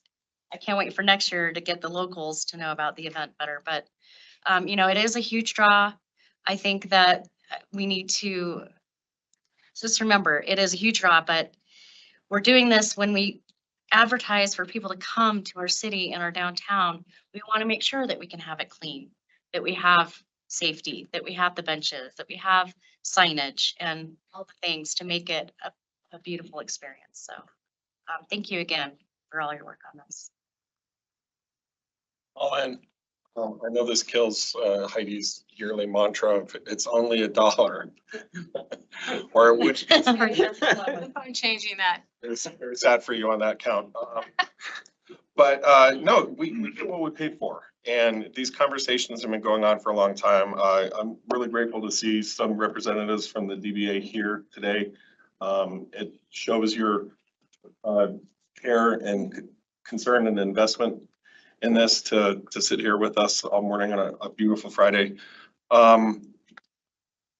We have this collective vision of our downtown being sort of a lightning rod, a conduit for everything that's going on with our carbon neutrality aspirations, our housing cost aspirations, making downtown more dense, multimodality. You know, I'm far more interested in the infrastructural upgrades that are being envisioned than I am in the, you know, nitty gritty street sweeping stuff. And that's all that stuff makes me very excited. I think I've learned over 6 years being on council and traveling with our DBA and our tourism people that downtowns are absolutely a reflection of a city, and the investment that we put into our downtown is a reflection of the investment we make in Flagstaff. It just makes a lot of sense to me. Boy, yeah, I mean, let the Hunger Games begin, you know, public comment period opens up and things like that. But if people see what we're doing and why we're doing it, and they see that it's happening, they'll come around, I think. You know, I'm excited about it. So count me in. So I'm definitely in support too. You know, it was interesting when I met with the DBA and Hunter showed us the pictures of deferred maintenance. You know, we don't see things that just we're used to seeing, deferred maintenance, and because we're around downtown all the time. But for tourists, visitors coming in, I'm sure they pick up on it a lot more, and some uneven, you know, pavers and stuff. And I know this initial increase or this initial ask is more about maintenance, but we definitely need to be focused in on downtown. I remember at Christmas time riding in the fire truck with Santa. It was my first time participating in that, and the crowd was just mind blowing, and the pine cone drop. And you know, you're staying last night. I wasn't able to attend, but you know, it just reminds us of how important our downtown area is to our whole economy. And I'm kind of supporting the rounding up. I don't know how much the cost is to add coin into it, but I had a meeting a couple weeks ago at Tourist Homes, and just mindlessly, I parked in the private parking and it was $4.85 or something for 1 hour. And, you know, I was already committed when I started going down the path of it. And I thought, holy smokes, you know, so $1 to $2 in the larger scheme of things is not that big of a deal. And to Councilmember Garcia's point, you know, we do have an option for people that don't want to pay parking. It's not always convenient if you're shopping and stuff, but our bus service, it is cheaper to ride the bus. So I'm in favor of it, definitely. We can't allow our downtown to continue to just see these signs of deferred maintenance and the enhancements that we need. We need our benches painted the same color, and we need our trash cans the same color, and we need our signage to be good. So I'm not only in favor of the parking increase, but to $2. And making sure that we are, you know, and I'm sure there's going to be a pushback. I remember I was one of those, not only no, but hell no, you know, I'm not paying. And now it's just a mindless, you know, app on my phone that doesn't impact me really at all. So, and it doesn't change how often I go downtown. So, thank you for all the work that you've put into this. It's really great. We have such a, our departments have such a big footprint of things we have to focus on. And we need these micro focuses to say, well, let's, you know, when you spread out the resources all over, everything just kind of gets thinned out. So it's really great that the DBA has been in existence. And thank you, Hunter, for your vision to bring us to that next level. You're at another. Okay. I also wanted to acknowledge the idea of getting some of this done before we look at the parking increase. I think that's a big component to show our business owners we are going to increase and this is why. I think it is a tough sell, but if we can prove that it's worth it. And so I just wanted to acknowledge that that's some good forward thinking. I also wanted to thank City Manager. He has been in on these meetings and we came to him a while ago and I thought, oh, how are we ever going to do this? And he's been instrumental. So thank you. I really appreciate it. Can I make one quick comment? One quick one. I'll make it super quick. I got you on a timer. Yes. One of the things I wanted to point out is summer commission meetings and community outreach. Part of the conversation yesterday with the DBA is about how important the messaging is and how important it will be to make sure that this is framed for the community in a way that to help make it as beneficial as possible. And so we know that that is a big part of any process that gets undertaken, will be some of that messaging, some of that outreach. One of the things that was mentioned yesterday, and you brought it up, and I hadn't actually thought about it this way, to be honest. I think we were very focused on the incremental change, is that when you think about the fact that the private parking lots are often more full than parked flags, which is sort of odd, it shows that in some ways the market rate is, I think it was mentioned by some of the business people, the market rate is closer to 4, right? I'm not saying try to get there, but it is an interesting thing to think about that those lots are filling up. Super fascinating. So the messaging, the outreach, all those pieces are going to be critical. And I wanted to add that the hours that are free in the morning, and we did that for the locals, are still going to remain that way. So there is time to go into downtown, get that coffee, do that morning routine that everyone wanted to do. So we'd still be offering that as well. So that's another thing we'd message to our local community. Just wanted to add and acknowledge that on top of the need just for our whole community and our economy here, I feel like this is a nice, positive addition for our downtown businesses that are hit really hard with our cost of labor, our increase in, you know, the BBB tax that just impacts their consumers coming in to, you know, pay a bill and the cost to go out to dinner and stuff. And so we need, you know, we really do need to make it worthwhile for their customers to come in and pay that higher price than maybe somewhere else because we have a higher cost of living. We have a higher additional taxes through BBB and stuff. So, you know, that's just another thing that I don't want to lose sight of because there are those obvious struggles to make ends meet when we've got all these other things that hit our businesses every day. So it's nice to have a good downtown. Let the record reflect that I was always in support of paid parking. Sure. And I love the ability to find a place to park downtown. And I think that for even the early naysayers, they appreciate that as well. I think that this is really important, and we all know that the downtown is a major driver of visitation, and that visitors of all the places that they go, downtown is probably one of the top places that they go. And Hunter did a great job of showing not only, I mean, the deferred maintenance, which you're right, you kind of look over it when you're down there all the time. But he did a great job of showing that vision of what it could be. And that's the thing that is so exciting about this, is that we think our downtown is great now, and I do.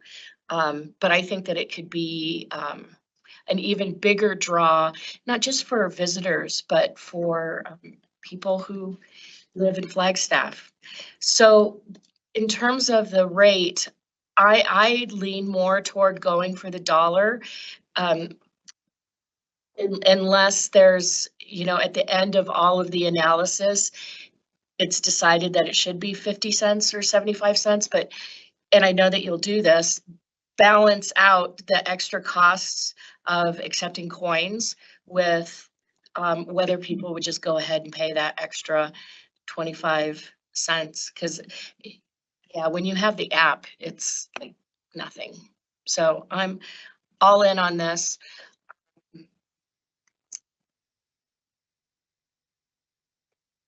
Can I offer a comment that might segue well into maybe hearing from a couple of our guests today from the DBA? Certainly. Because I don't want to truncate the conversation that's set at the table right now. We figured frankly, we would get good council support. Council kind of asked for this to come forward but the original request stemmed from the DBA. I think council's been supportive from the get-go.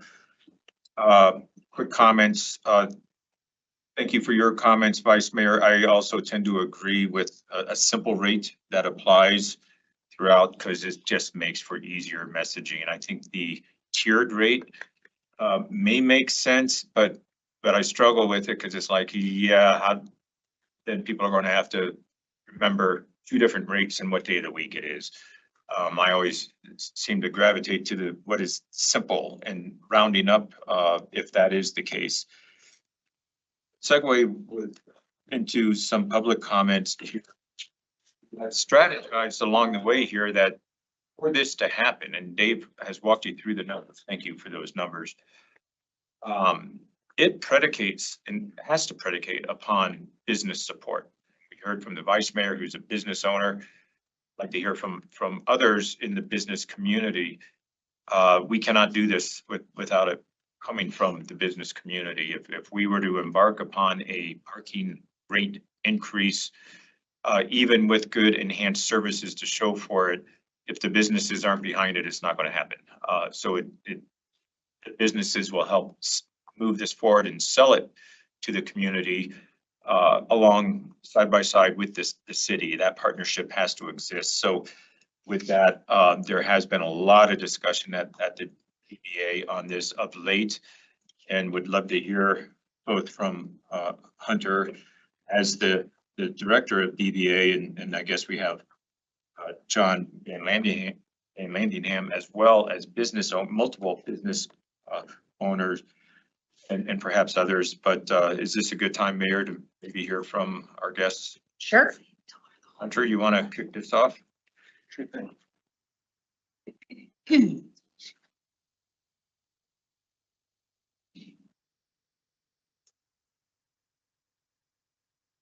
Hi, good morning, folks. For those of you that don't know me, my name is Hunter Abear. I'm the director of the DBA.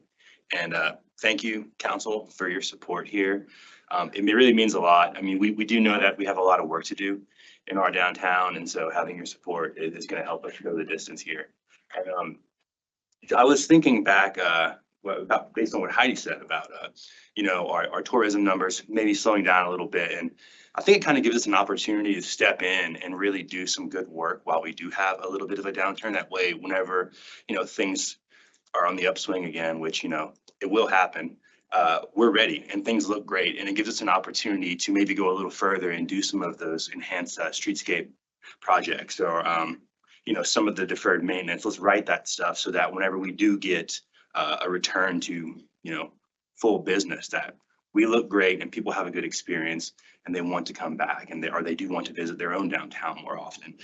That means a whole lot. And also, while we are in sort of a slower period, it would mean a lot for people to see us doing this work and making sure that we're taking care of what we have now, and that we're making sure people have a good experience while they are here. And that could win us a lot of favors locally, and maybe from the drive market and those folks who have seen the improvements, who are repeat visitors. So yeah, we're excited. I know I've been beating everybody over the head with these presentations and people. I'm glad people don't think I'm crazy, because these things are all accomplishable, and we have small goals that we can accomplish within the year, and some that are long-term 5 to 10 year goals, right? And so as long as we can keep working and keep plugging away, I think we have a very, very bright future in our downtown. Thank you, guys. Yeah, awesome. Apropos of Greg's comments, can you give us a sense of, percentage wise, what the Hydra, the multiple headed beast of the DBA, is thinking internally in terms of, tug of war of everything parking? I'm just curious. Yeah, so far, I mean, I've been with the DBA nearly a year now, and I was blown away by the amount of parking conversations we have. It seems like we're a parking organization, not a downtown organization. So it takes a lot of our time, and Greg can attest to that. And folks are tired of hearing about how we don't have parking and this and that. And it's like, let's move past that and let's embrace what we have. Let's do more with what we can. Let's maybe take a little bit more out to put back in, right? And so yesterday there was a pretty spirited conversation whenever Dave was there. I didn't want to make Dave a martyr, but he was there and he was taking some arrows, and the group seems to really support it. We had, it's a pretty big group. It's about 12 people on our board. And so, I think overall 80+% was positive. And, we are a board composed of a lot of small business owners downtown, and most are in support and think that, it makes sense because, like you said, market rates are $4 an hour. Why does it cost more to park 3 blocks away from Aspen Avenue than to actually park directly on Aspen Avenue? It just doesn't really make sense, right? And if the private market has decided that's the rate that the market will bear, why are we so afraid to increase? Do we not believe in our product? They think our product is worth this, but we're selling it at this, right? So there's some kind of middle ground to strike there, and there's all this great technology with demand-based pricing and all these other things that we can look at. And to me, that's kind of the easier part, right? And the harder part is going to be the messaging and getting people on board. Does it have anything to do with people who are willing to pay quadruple so they don't have to parallel park? It probably is a part of it. And also it feels a little safer to park in a lot. Maybe you won't get hit or something when you're getting out. But in a lot of places, your street parking on your, zone A or your number 1 zone are the most expensive rates you should pay. So for Aspen to be a quarter of the private market's price is a reflection that there's possibility to go up, and the market will bear that. Yeah. Right on. All right. Thank you, guys. Thanks, Hunter. And John, we have your card as well. Come on up.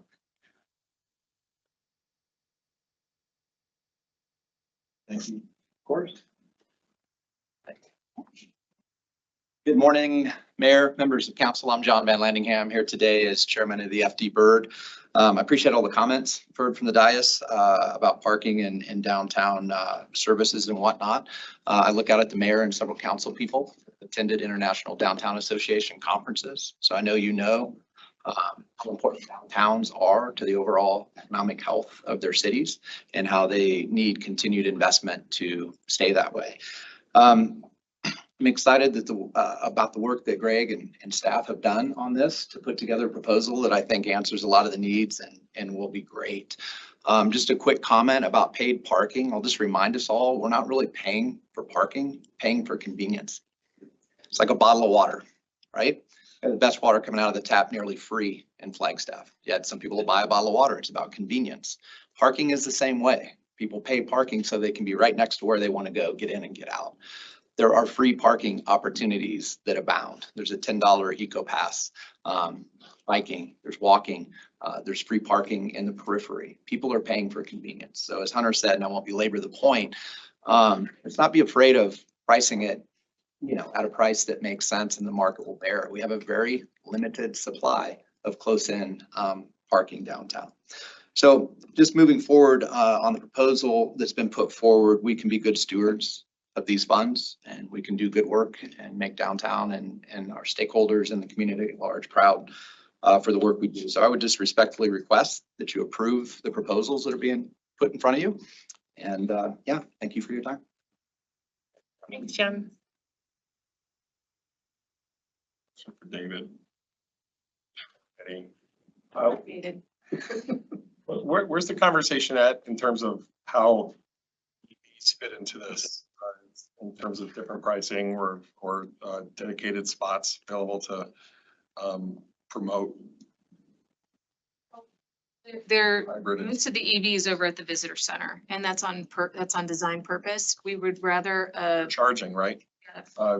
I'm just wondering about parking in general, like dedicated. I guess those I had forgotten. I wasn't thinking about those spots as part of the equation. Maybe that's sufficient. I think that's probably more future discussion really on making that even better. But we definitely put them at the visitor center because when a visitor hits the market, we want them to first come into the visitor center to make sure that we've created their itinerary or we enhance their itinerary. A lot of them think they're just stopping in to get information just to go to the Grand Canyon. And what we have to remind them is there is no nightlife in the Grand Canyon. So they want to come back and they want to be in downtown in the evening. So we want them to stop at the visitor center so that they get that ambassadorship. So that's why we put the charging stations there. But I do think there's further discussion on more. I think it would be fairly easy to move into a space where, especially off street, like on some of the surface lots or as we build garages, we could do some prioritization. I'd have to look at how we would do that on street. But certainly I've seen it in some communities we're not currently doing that outside of the chargers themselves, although we do, our team is quite diligent on cars that are in EV charging and not electric. That is one that we take a pretty hard line on, or not charging, we do a bit softer, but there are certain places where we're really focused on warnings. We're not intending to be a harsh system in general. ADA spaces, some of the ones that we're helping to create that behavior change on, we take a slightly more firm view, mostly ADA and places where it's like you're making it difficult for another population, but we can certainly look at that more. How much discussion have you had about any needed or desired reallocation of BBB funds to this?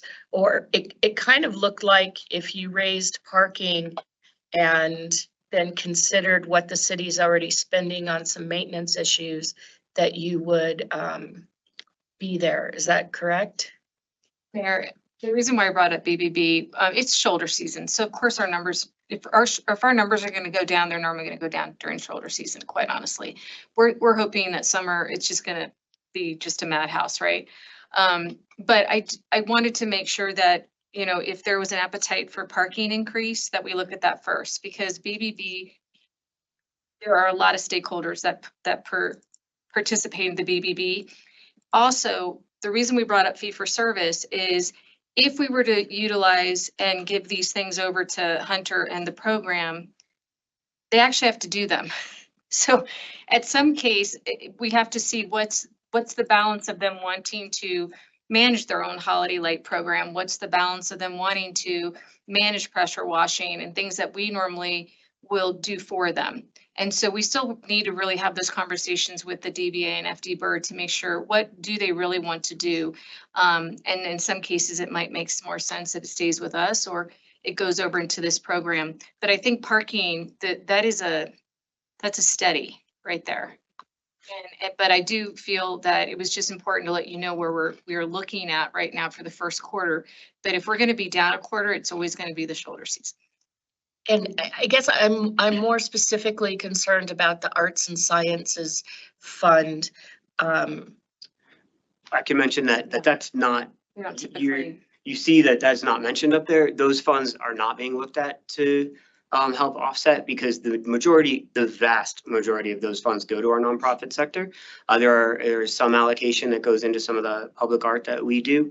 But because of the fact that these things have to be done in the way the ordinance asks, we really focused on ones that could provide some of the services or already are providing services in the downtown. So you see beautification, you see tourism. We were not looking at arts and sciences. These are fairly healthy funds that already work in the downtown, and so it'd be easy to work on who's doing what and how.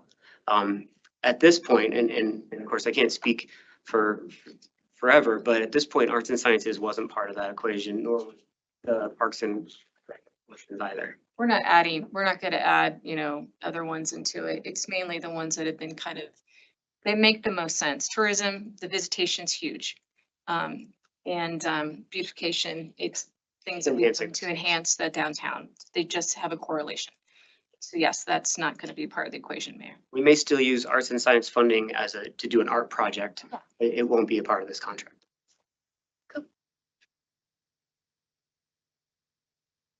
Greg, if I could say, I just have to give a shout out to Shannon Anderson, our senior deputy. We have meetings with this group every, month or something. And there is a major spreadsheet that we look at of what do we need to, that. And Shannon is leading that.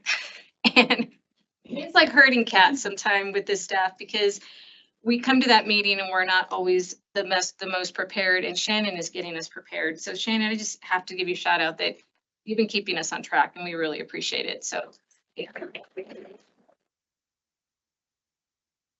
It's been a godsend to have her lead that meeting. So just didn't want that to go without. Mayor, I want to look to you here for some direction. We are spending some time with this discussion, and I'm really glad we are probably reaching a good breaking point. And then what we might do is like mentally. yeah, physically, and then we can come back, address public safety and wastewater. Probably, I don't think 60 minutes needed for the council parking lot, but should we need to go a little longer, we can. We are targeted to end today at noon, but a little bit of flexibility there.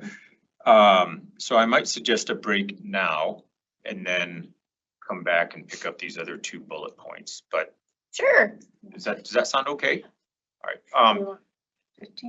15-minute break, and then we'll reconvene and start talking about public safety. I want to recognize Dave, Heidi, Shannon, everybody who's had their hands in this, as well as our colleagues from the DBA and the business owners. Thank you, Vice Mayor, fellow business owner as well. So big round of applause for that.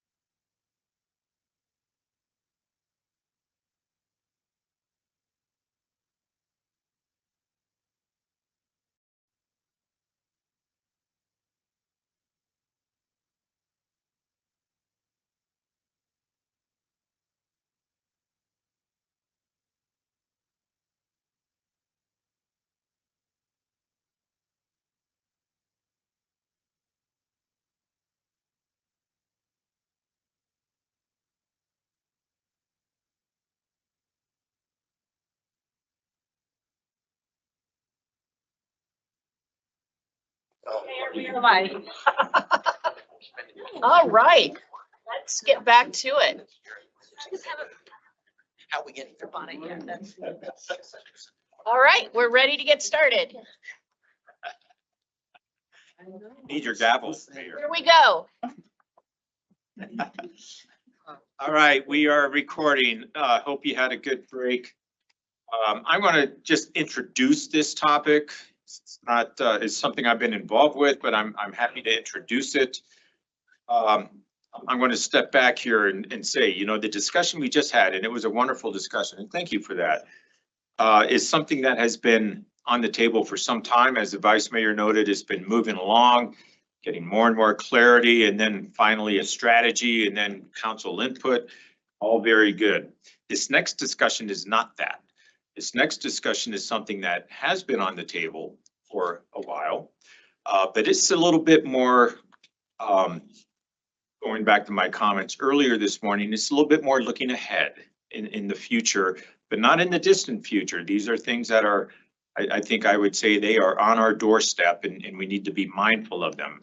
The things we'll be talking about are not funded, but they are critically important. We're talking about public safety. That's the topic, and it includes fire, and it includes potentially law enforcement, emergency management, and other components of that.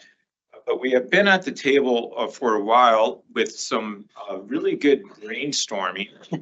And I think the idea here, chiefs, is to broach this topic and get council thinking about it. But unlike the previous discussion, we don't have necessarily an action plan here. This is more about planting a seed and getting you thinking about something that again is on our doorstep. I want to take note before I pass it off to our fire chief that a lot of us in the room here did not get the memo here on how to address tropical. Yeah. Gaylor did, the mayor did, the vice mayor did, Shannon did, and CJ did. So what's up with that? I'd also like to point out just these are very two different looks here. Selection collection. It was good in the kitchen at the firehouse. Give it up for our fire chief here, Mark Gaylor. I did not bring my note up. I want to be able to see what you're seeing. Appreciate the opportunity to discuss this issue. I'll tell you that, you know, the matter that comes before you is simply a question about should we investigate ways to deal with unmet needs that we have identified, and that quite honestly, and I've been here, got here in August of 2013, the budget was done. And it was the last budget that involved some cuts coming out of the recession. And so the ability to kind of move forward as the community grows, and we've seen and we've had lengthy conversations with you all associated with the growth of the community, and quite honestly, the impact of that on the fire department. So the massive amounts of increased call volumes and things of that nature. And then just, and it came up in the infrastructure conversation you just had, deferred maintenance of public facilities, deferred maintenance of public safety facilities. And so it's a very relevant conversation, and for us, the opportunity and what we would like to talk about is the appetite to go look at ways to address those needs. We'll tell you that the traditional revenues that you all are wrestling with in your annual budget development, as you work with the city manager and our team to put a budget on the table, those traditional revenues are insufficient to address what these future needs are. And that's why we're here, because we recognize that the stress on the general fund is, well, it's just so significant that it's difficult to imagine a path to address these needs without something different, without something that the council can exercise, as many communities do, and we'll talk a little bit about that. I won't, and Chief Conley will pipe in, but I won't go into the dollars and cents, but I'll tell you topically the things that we need to try to accomplish. And as you see, they go into 3 buckets typically. And the 3 buckets in a really old fashioned way to look at, public services. I guess that's why I like to look at it like this. Staffing, the number one thing that happens in spite of all the technology that's available that we need access to, the work that I get to lead and our fire department gets to lead is people going out and providing emergency medical services, fire suppression, and taking care of the community. And that fire suppression could look like structural firefighting, or it could look like wildland firefighting. So we have a need to put more daily staffing in place. The other part of it, and just to plant a seed, some of the conversations about parental leave. Really good conversation yesterday about what that is and what that looks like. Anytime we expand that benefit to the employees, it puts a hardship on 24-hour staffing operations. It's not to say that it shouldn't be done. It's just to say that that's part of implementing it, is addressing those needs. It requires me to have a more difficult time staffing every day, because there aren't enough firefighters to just cover the leave that we give every employee. And so those are the kind of things that are left unmet. Staff support, that was a priority. We certainly have been presenting the need for additional staff support. General funds just hasn't been there. And we've made some important, and you've made some important decisions associated with compensation of our employees. That was the right decision. In my view, that was important for our folks to take care of them and to keep them here in the community. However, it competes with our ability to get them assistance, more help out on the street. Chief, any adds on Yes, or I will talk about, since we're in the staffing bucket, Mayor, Vice Mayor, members of council, Sean Conley, really good to be here. I think the other conversation I just want to make sure that you understand is the assessment. In this current budget, we do have a block of money to allow us to do, and it's not a staffing study. It's a workload assessment analysis, where an entity will come in and break down every mission within the police department and how it's being done. And then we also have the ability to build in some available time. Like right now, police officers are call takers and report writers. Literally what they do for 10 hours. Imagine building a staffing model that gives them 25 to 30% of time where they don't have to do that, and they can love on community, engage, and do other things. And so when we look at that staffing portion is super important as we move forward. There are things that I had requested in this budget that we weren't able to get across the finish line related to the support side of the house. And we'll take a phased approach to this. But when we look at records management in police departments, high liability. When we look at evidence management in police departments, high liability. When we look at processing crime scenes, right now, Flagstaff detectives process crime scenes, not crime scene techs, CSI, like you see on TV. These are all really things that we need to move forward on. And I think taking the workload assessment conversation and really getting a data-rich, intelligent way of looking at what the needs are, having lived rapid future growth, and being behind the 8 ball on it a little bit on some things, I really appreciate this conversation as we move forward with the staffing conversation. And I think too, and you heard the fire chief say it, this is not an abnormal conversation. When you'll see a list of other municipalities that have got to this point to help the other parts of the city not be so burdened by what are some incredible demands of public safety. There are things that we want to do in the downtown. to add to our footprint. When you heard this conversation, that will require a downtown operations unit that is there almost 24/7 living down there. So that's it from the staffing part of it. I appreciate that. Thank you, Chief. The other elements, just large types of technology that's available to take care of our folks, equipment technology, Heart Smart Fire Station alerting. We have 2-unit firehouses and we send 1 unit and everybody in the house is alerted. And so just, it's 20th century kind of alerting that is really not in the best interest of the folks that work, and particularly when you've got 3 fire stations that are doing more than 3,500 calls a year. That is a busy firehouse. 3 of them are doing that. And so taking care of our folks, body worn technology, replacement apparatus, emergency medical services supplies. We talked a little bit about just rubber gloves yesterday, the call activity level and our ability just to provide our folks with disposable supplies that it takes to be the EMS provider in the community.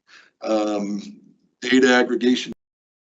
Do you want to talk a little bit about those? Those next 2 are clearly part of your plan. Yeah, you had seen, I forwarded you a snapshot when I did the update of what data aggregation and technology means in policing as we move forward and setting that 2, 5, 7, 10-year strategic goal of doing that. Here's just an example. When you talk about body worn camera technology integration, it is not a luxury anymore, right? It is what keeps us righteous, produces legitimacy and integrity within our operations. And, the contract negotiation with Axon related, this was a $200 and some bucket of money. Now it's a $600,000 bucket of money on an annual fee related to those options that have a lot more going on and a lot more efficiency. But that's where we're starting to have these really upstream conversations about technology. The vision of what we're going to be calling a IROC. And what we mean by that is a Northern Arizona Integrated Regional Operations Center that is a crime fighting disorder prevention center. That you saw a lot of that technology, is a pricey endeavor. It's a pricey endeavor as we move forward, but it's not, we will get to a conversation where it's not a luxury item. The ability to take all these systems of data, aggregate them, operationalize them, requires a facility. It requires technology and hardware. It requires staff. And so putting all that together is why we're trying to have these really thoughtful, meaningful conversations of how we integrate all those systems. Yeah. So the last bucket, and you're well aware of this, wildfire management station. These are the capital facilities. Wildfire management station, police substation is in discussions. Completion of the training center that was never completed. We're still, we have plus 15-year-old temporary facilities out there. Fire Station 7's on the horizon. We certainly understand that new growth development impact fees are an option, and we will certainly take a look at all these options. But our own recent experience has been that development impact fees won't cover the need. And so while we'll take a look at that, we do understand that those are problematic. And I won't say it the way I said it last budget retreat, because I don't need Greg to jump up out of his seat. I won't say that he wants us out of City Hall, but City Hall is crowded. I won't say that, but City Hall is crowded, and it would be advantageous to the community if that space could be repurposed and reallocated. And so we're looking at that as well. In this budget, Station 7, the fire administration function, and the WFM station have all been funded for design phase services. We haven't got the construction figured out, but we're moving forward. And then just public safety apparatus storage. We are running out of apparatus storage, places to put fire apparatus. We live in a community where all risk firefighting piece that we do, it requires us to have multiple types of apparatus. Some are for wildland firefighting. There's 3 different kinds of apparatus that we use for wildland firefighting alone. Structural firefighting, engines and trucks, engines and ladders, and the need for us to staff those as well. And then just the ancillary kind of apparatus, ambulances, rescues.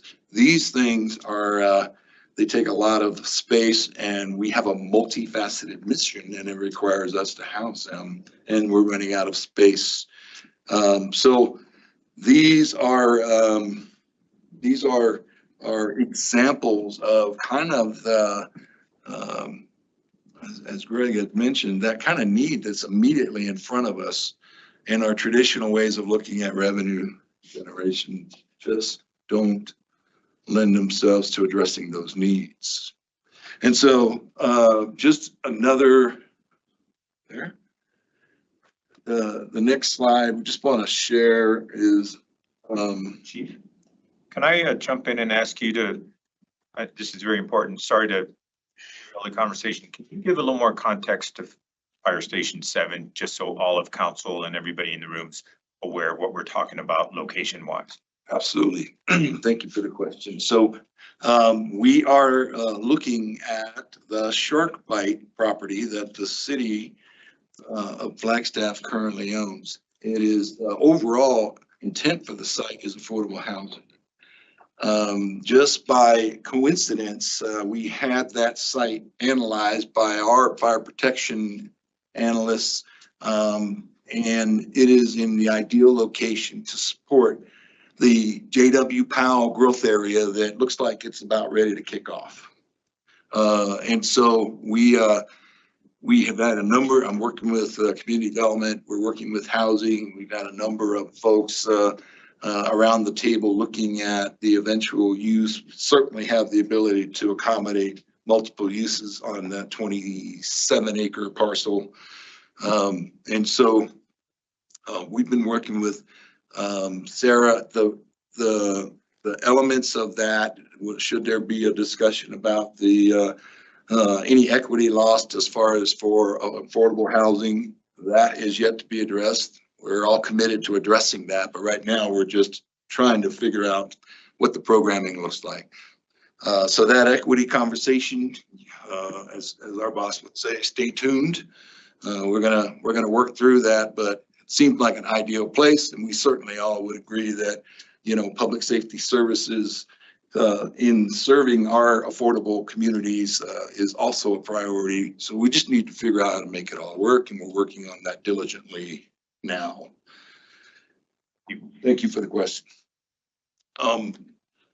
Next thing, just wanted to give council kind of a look at some of the other communities that are have had to wrestle with this already. And I just wanted to kind of, if I may, I'm just gonna slide over. The most recent one that I'm aware of is it's not reflective on this, but City of Phoenix just recently, within the last month or so, they actually did a tax increase to address shortcomings in their funding for the fire department piece. Many of these examples, they're police department funding examples, they're fire department funding examples. They are both, where they might be funding both. Where we feel this discussion can and should go is, and we would like direction from council, go forth and look at anything without council feeling like they made a commitment to do anything. We would like direction for staff to go evaluate these things. Excuse me, the idea here and some of the other issues you've been dealing with, you know, that can be looked at is the RIP fund. What happens to the RIP fund? Is the RIP fund perhaps reallocated, and do we do something different? The ARF and, pardon me? What's the RIP fund? Oh my gosh, I'm sorry. So the Water Resource Infrastructure Protection Fee. Oh, okay. That funds your WFM, Wildfire Management Division. So, yeah, that was something you can ring Rick if I do that again.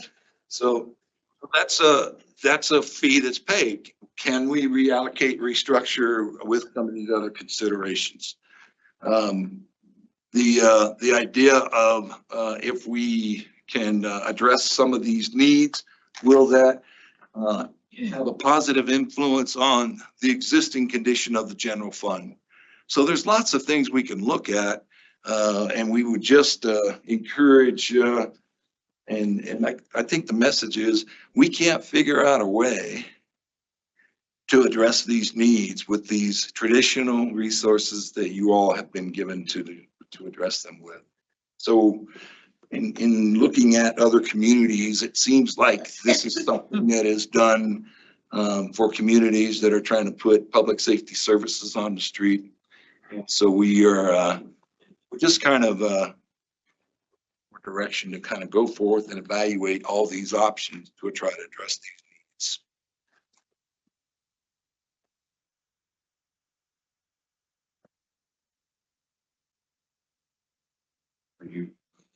So just. Oh, I'm sorry. I got you, man. I got your back up. Technology.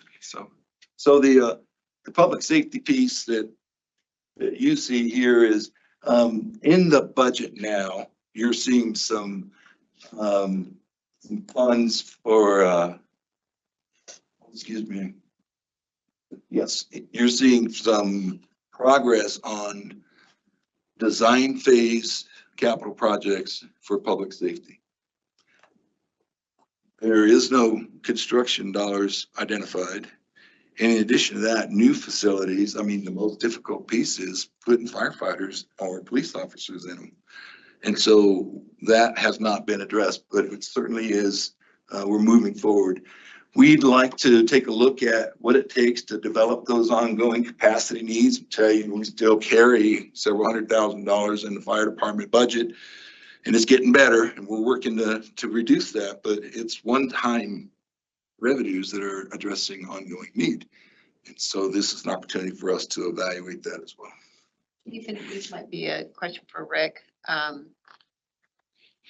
isn't potential funding mentioned with the secondary property tax? Can that be? It's the GEO bonds. That's a geo. Oh, okay. Okay, got it. So we do the GEO bond and then it's paid back through the, okay. You got it. I missed that step, so. and then it's a good point. Those bond activities and those GO bonds, they're not going to address firefighters. They're not going to put firefighters and police officers in place. It is a great opportunity. It's a great tool for us to address capital needs, but it doesn't address what it takes to operate. So the potential funding strategies that looked at, sales tax obviously is kind of some of the examples you saw. Much of those were sales tax options that those communities implemented. Certainly a bond is something that we will consider as a group as we move forward if the council gives us that kind of direction. However, we already know that falls short of dealing with the ongoing, particularly personnel O&M expenses.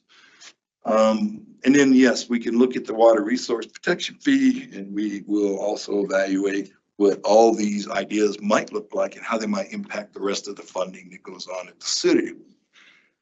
So with that, any questions for us? Have you calculated what the cost would be for this evaluation? Will you be hiring a consultant or will it be done? Police department evaluation, or it'll be done in-house. We have the resources to do it in-house, at least at this level.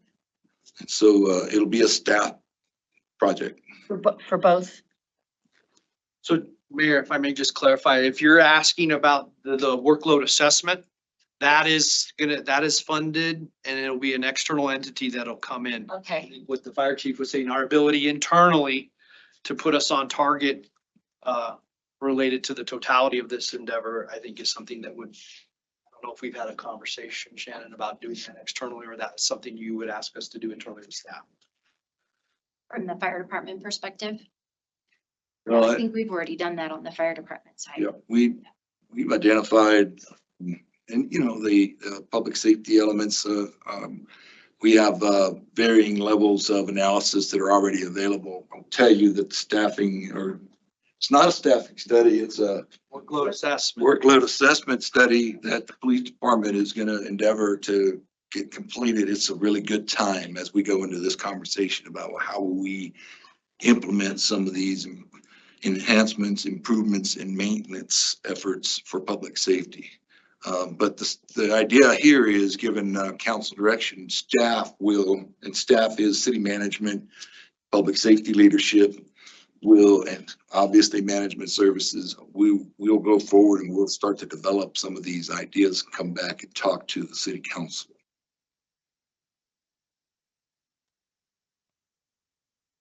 This, Mayor, I had a quick comment. Hold on just a second, Councilmember include No problem. emergency management team.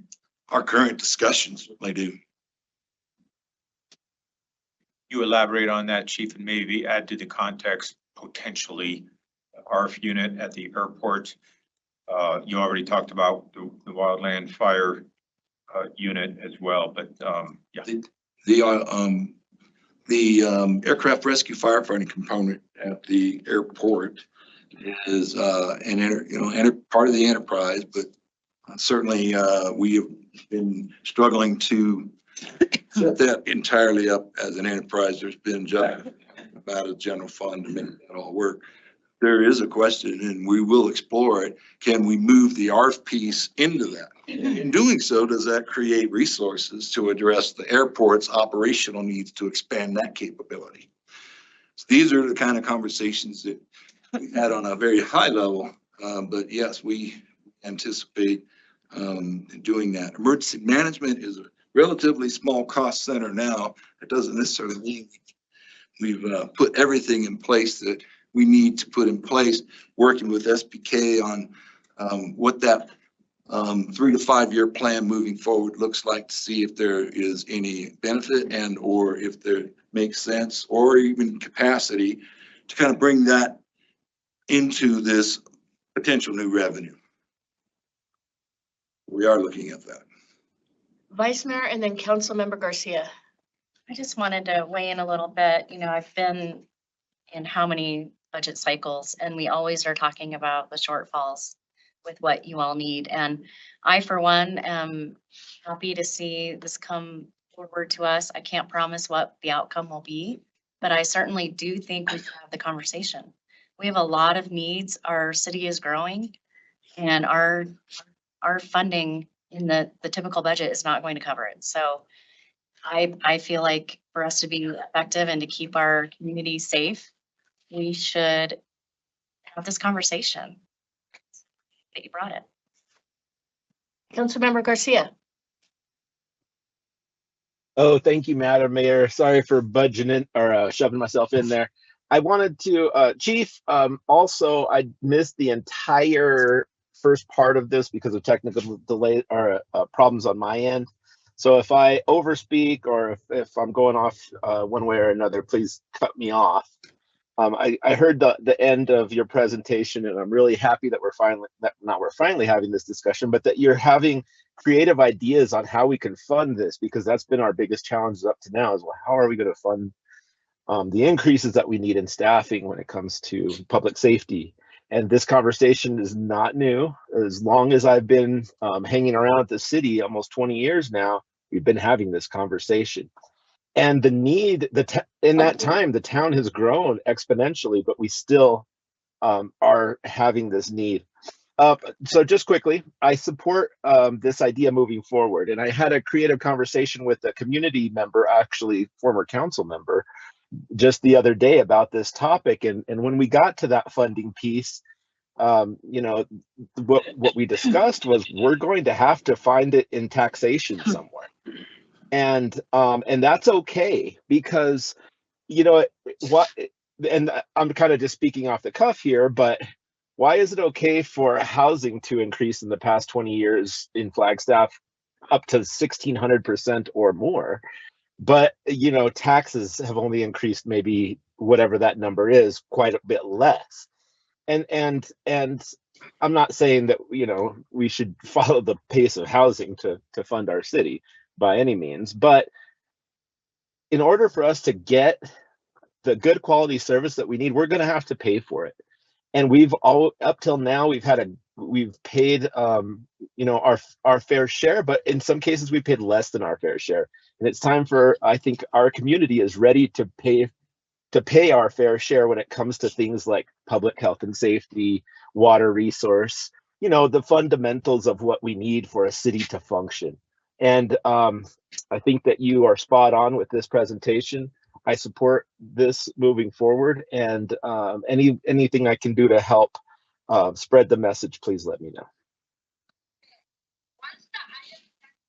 Thank you. Welcome to my club. Councilmember Aslan. I'm all in. This conversation has been incubating for a long time. You guys have been very patiently sitting on your hands, waiting for the right moment. I think this is the right moment. I think it's obvious. I think it's a no-brainer that we move forward with the conversation and we you know, give you the green light to look into it and do the research and come up with a package. One way or the other, this is going to go in front of the voters. If we move it forward. My biggest concern is that I want to be in a position to make sure that we're successful. If we take that step, it would be devastating for the voters to turn down this opportunity.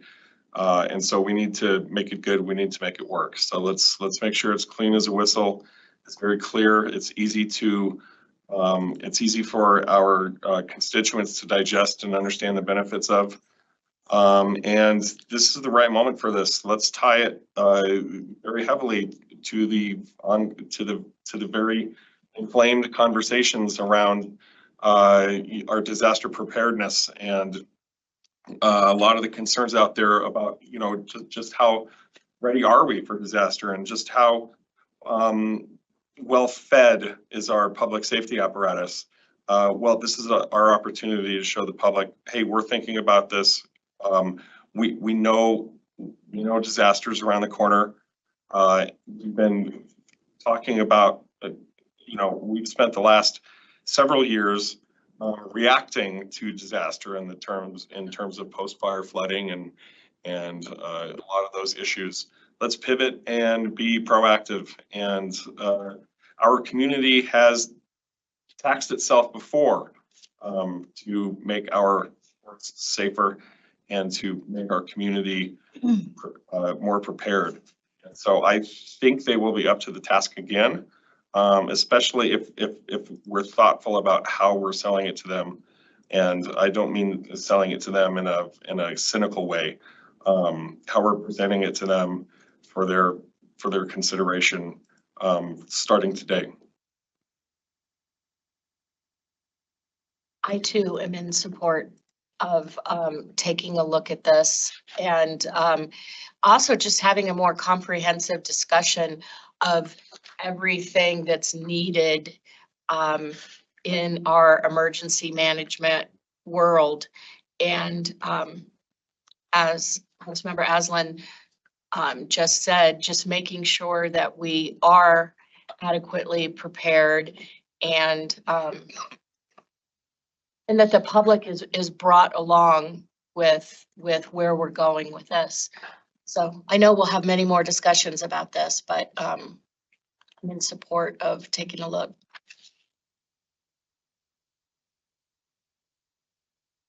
I think we have direction. Thank you very much. I appreciate it. And yeah, and thank you to both chiefs.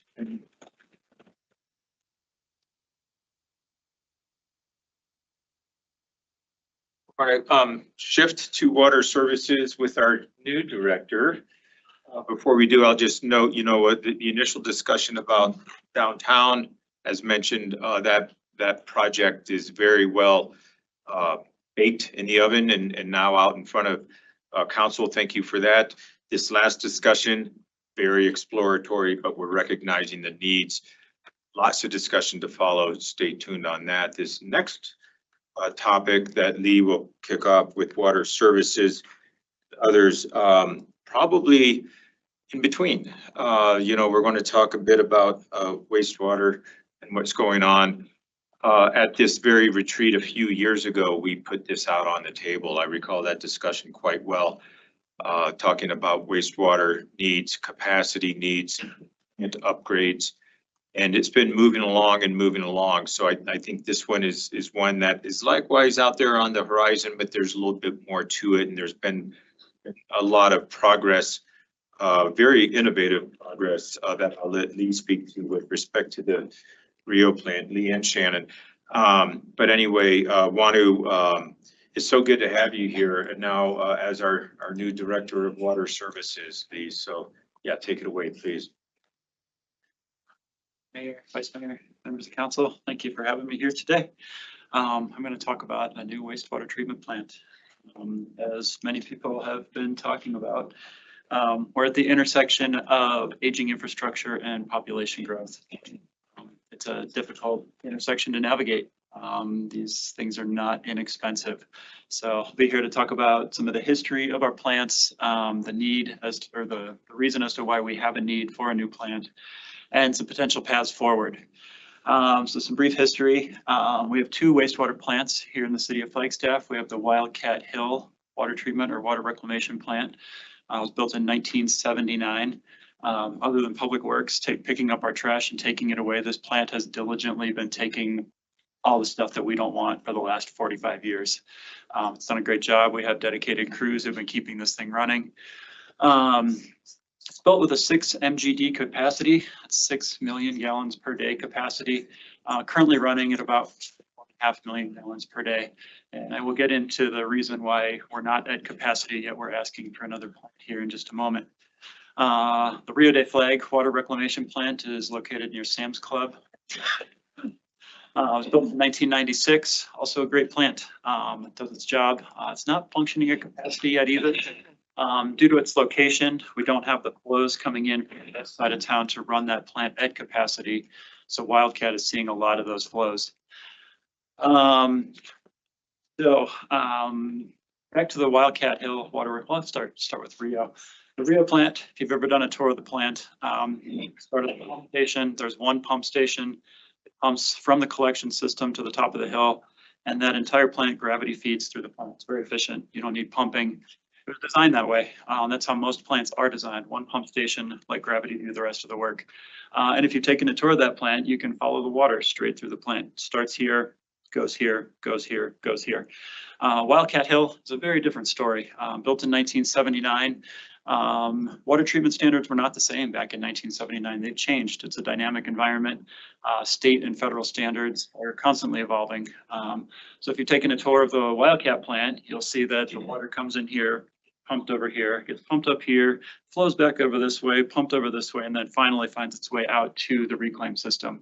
Not the most efficient way to run a plant, but it runs that way because as standards change, you have to add new treatment processes and you have to move that water around to get those new processes to work. So as I said, it's been a great plant, but it's nearing the end of its usable life. So what are we doing? We have a combined liquid capacity of 10 MGD for both of those plants as they were built. But there's a little caveat to that statement, and here's why. Why are we asking for a new plant when we are not yet at the capacity of those two plants? Water Conservation Group has been doing an incredible job. So the least expensive new source of water is to conserve the water that you're using. Drilling wells is very expensive. Pumping water from outside of the city, also very expensive. So the least expensive thing you can do is to use less water. Our group has done incredible. They won national awards. We are a beacon in the nation for the amount of water that we use per capita. But here's the big but. Because the toilets are using less water when you flush them, or there's less water coming out of the shower as you take a shower, there's still the same amount of waste in that stream. So we're not near the liquid capacity, but we're at the solids capacity. So this is what's driving the need for a new plant. And just kind of as a side note, because of our water conservation, it's deferred the need to drill new wells, and it has likely deferred the need to build a new wastewater plant already. So that being said, to the next slide here. I'll give you the cost. Not cheap. Dave McIntyre had us doing some math earlier for those who are math people. A 10 million gallon capacity, and current estimates are $25 to $30 per gallon to build a plant in today's dollars. Here's the sticker shock part. That's $250 to $300 million to build a new plant that is the same capacity as Wildcat or a little bit more. At build out, we have the projections are that we need 14 million gallons per day capacity to treat the wastewater in this city. So that's 20 to 30 years in the future as the city continues to grow. That bumps that number up to $350 to $420 million. As Chief Gaelic said, the design is programmed into our 10-year CIP. Design for a water plant costs about 10% of construction. So we have about 25 million programmed into our CIP. We do not have the $350 to $420 million needed to construct a new plant. A couple different ways we can go about constructing this new plant. We can go all at once, build a 10 MGD plant. There's some pluses, ease of operations. You don't have crews running 2 plants at once. You continue to run the old plant, shift over to the new one, they start running the new one. Might be less expensive in the long run because we're not taking a phased approach, and construction might, given inflation, construction might take place sooner. Be about $300 million currently, or $420 million of build out.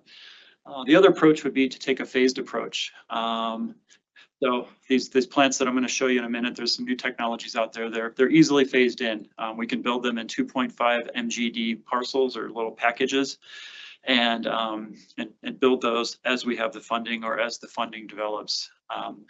So good way to kind of stave off the sticker shock of that huge amount of money. But also there's some negatives. We have crews. The crews will have to be running 2 separate plants, probably with 2 different technologies. There might be some staffing needs to run those 2 separate plants until we phase the old one out, and then we can move them over. It could add cost at about $75 million per cell in today's dollars.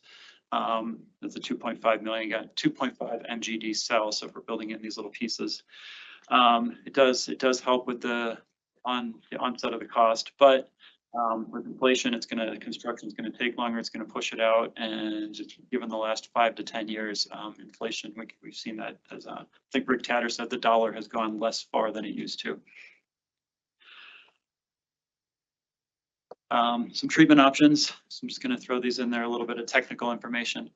There's different ways to build plants. Currently, conventional is what we're using at Wildcat.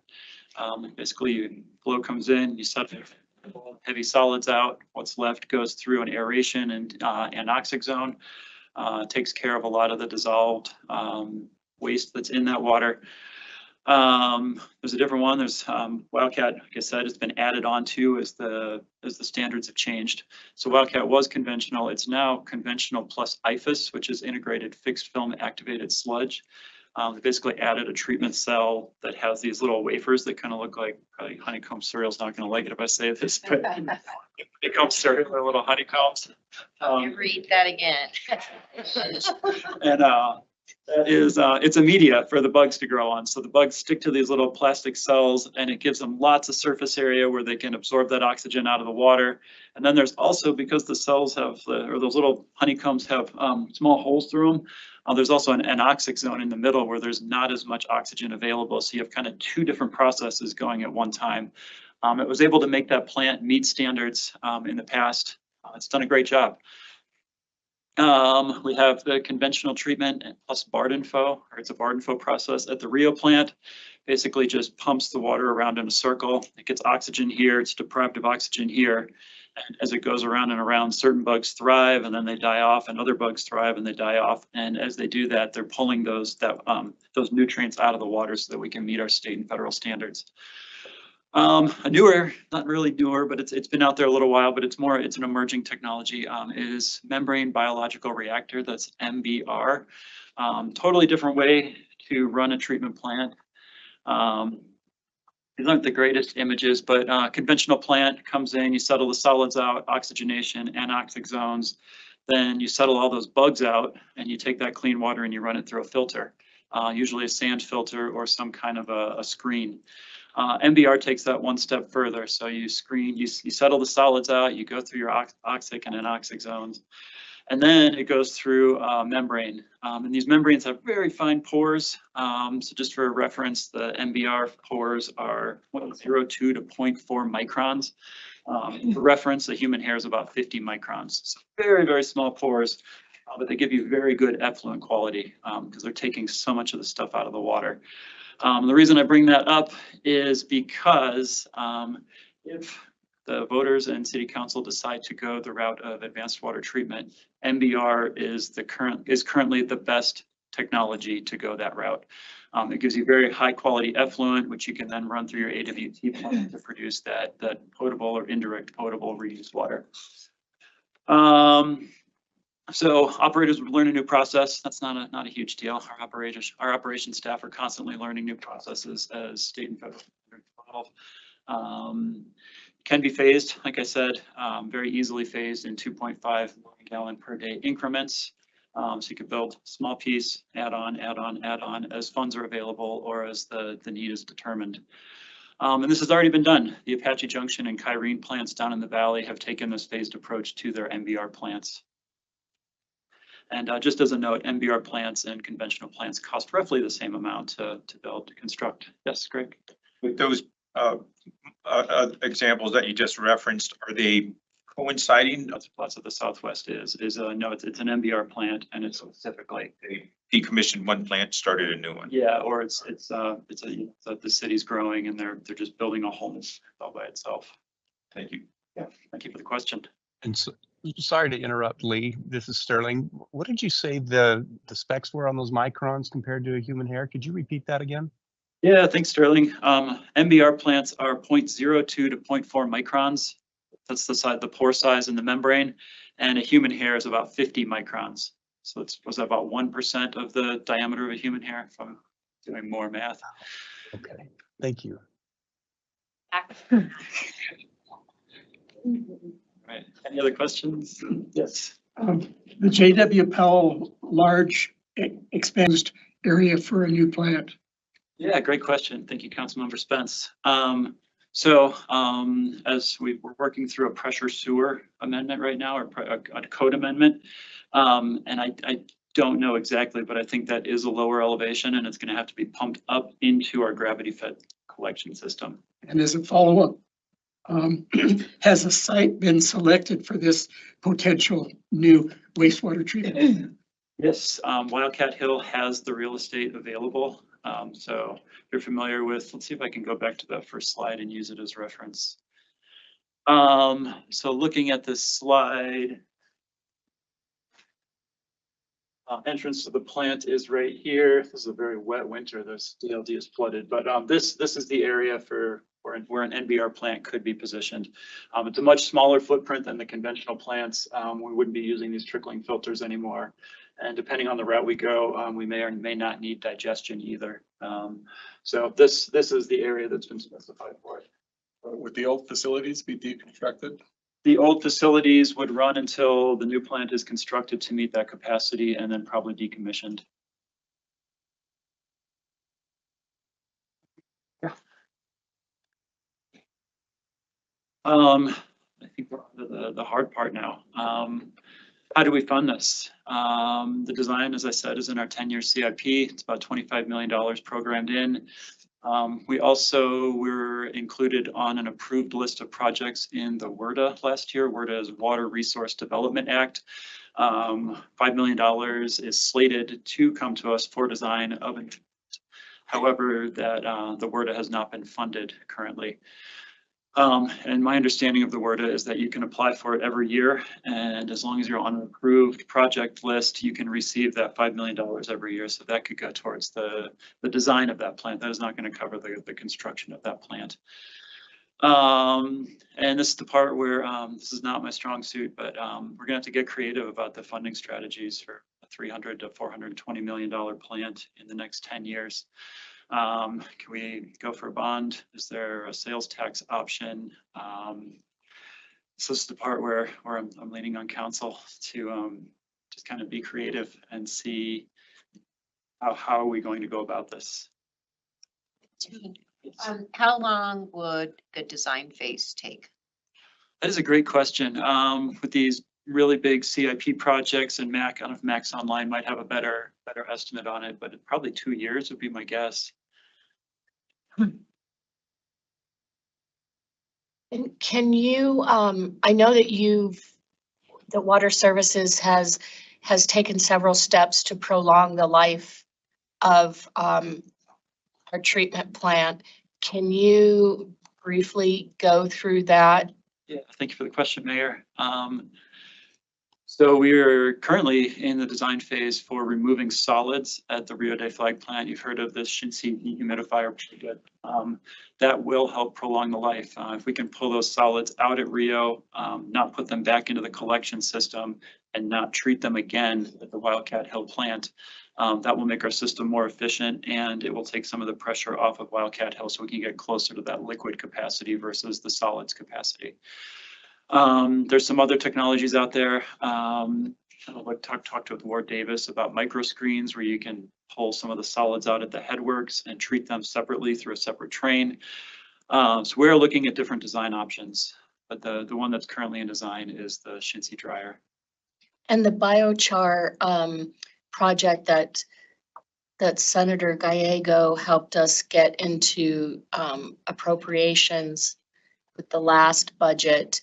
And we're looking for it again. How does that play into this, or does it play into this? So the biochar project it's kind of more like the cherry on top, I would say. We're going to pull the solids out. We're going to dry them with that Shinsi dehumidifier, and then they become great feedstock for that biochar unit. That would be more of a solids reduction and a carbon sequestration than a reducing the amount of solids coming to the plant.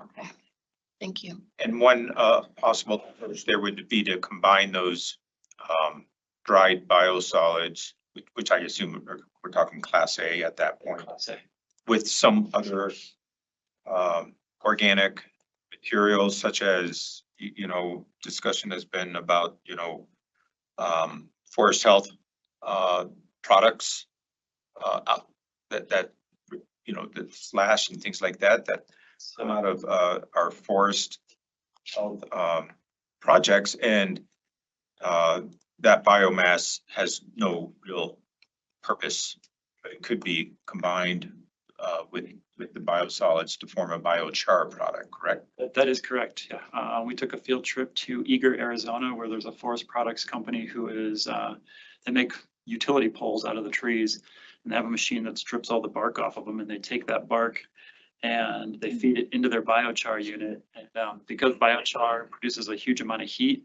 it's kind of I don't know what the word is, but it continues to go. You put a little bit of energy into it, and then once you get it going, it uses the heat that it's producing to keep itself going. So they've done a pretty clever thing there, and we could potentially look into this in the city of Flagstaff, is they're stripping the bark off of their trees. They're putting that bark through a biochar unit. They have a heat exchanger on top of it, and they're now using that heat to fire their kilns that they dry the poles with, whereas in the past that was all on natural gas. So potentially looking, we kind of looked at it with the Shinsi people also, is using the heat from a biochar unit to dry the biosolids as they're coming through that Shinsi dryer. I don't know if the technology is quite there yet, or to have kind of different manufacturers come through, but it's something that could potentially work in the future. And as you're saying, Greg, the forest mulch and the biomass that's coming out of our forest to make our forest safer, more wildfire resistant, or I think is hardening. Is that the term that Neil has used?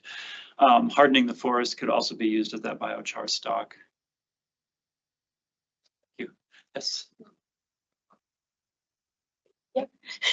So it feels like last year we spent a year talking about water rates and sewer rates. Correct. Was it only a year? Easily than that we do a final conclusion on all that. How much of this conversation right now is related to is wrapped into what we decided last year and could have been absorbed by a more aggressive approach? Fair question, and I don't want to take the easy road or the cop out here. Kind of new to this role. Potentially some of it. I don't know what it would take rate wise to fund, building a plant in 10 years.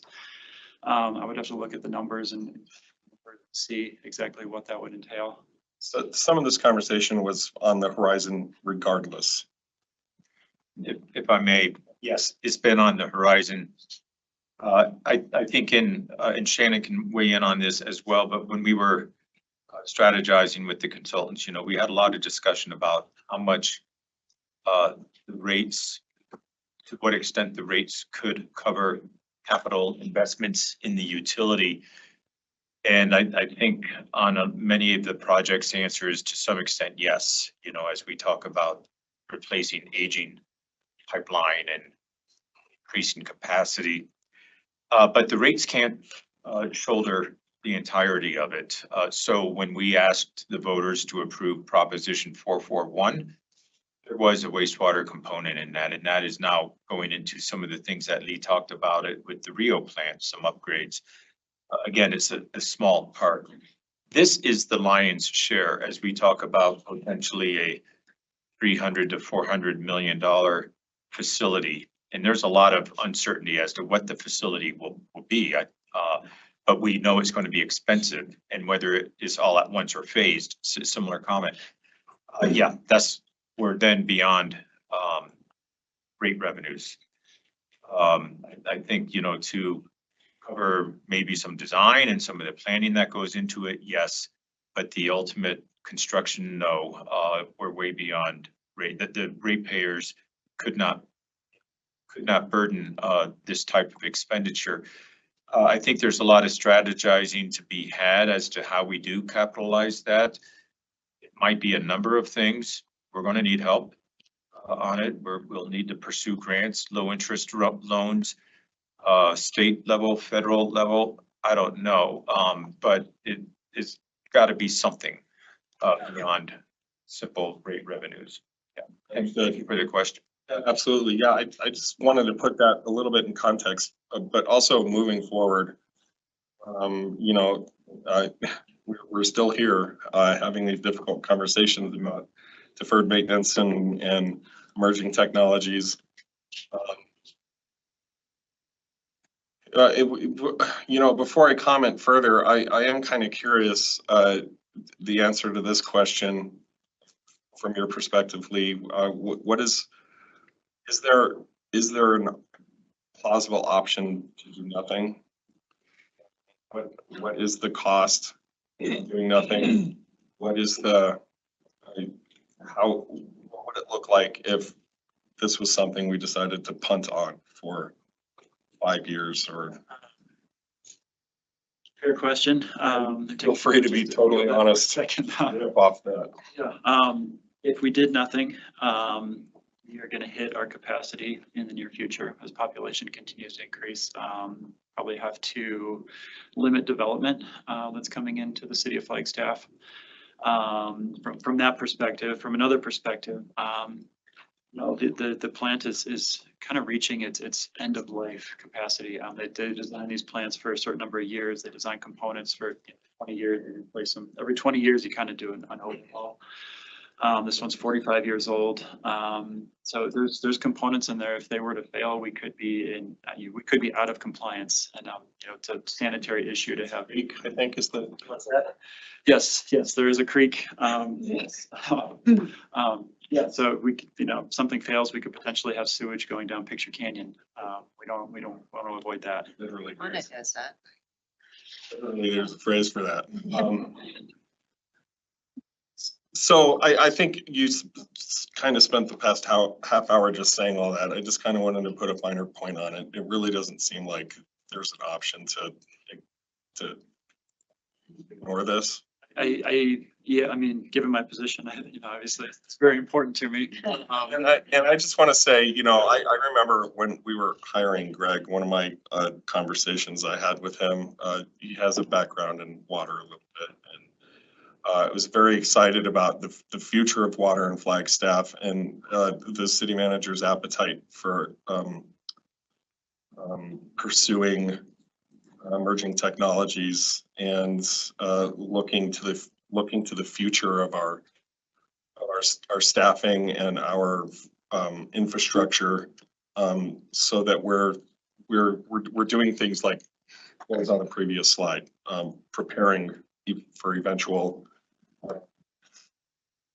advanced water treatment. And so I remain kind of in that vein, ready and prepared to take the leap to make sure that we're looking at this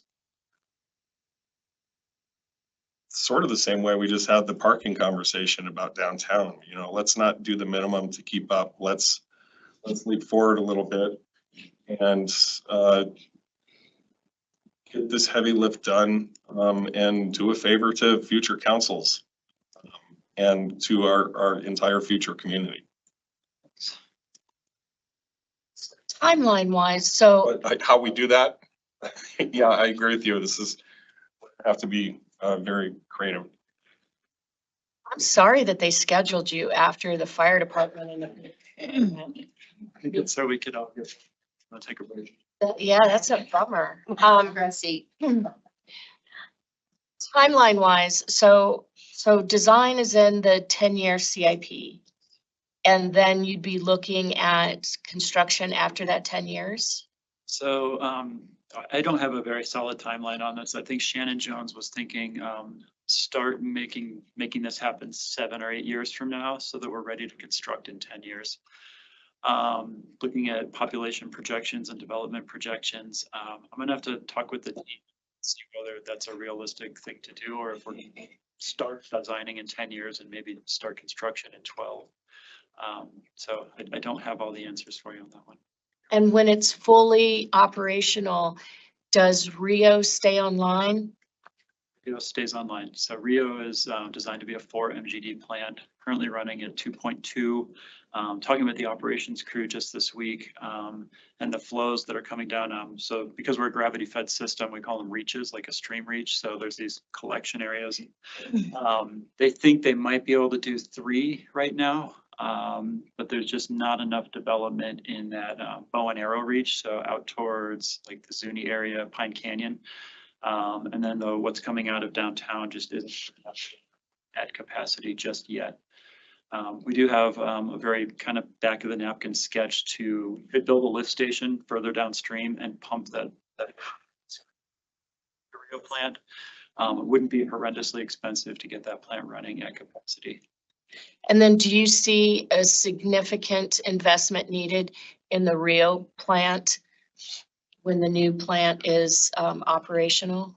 So currently the Rio plant is in great shape. It was built in the 90s, but it didn't run, or it hasn't run at capacity for several years. So they run one train.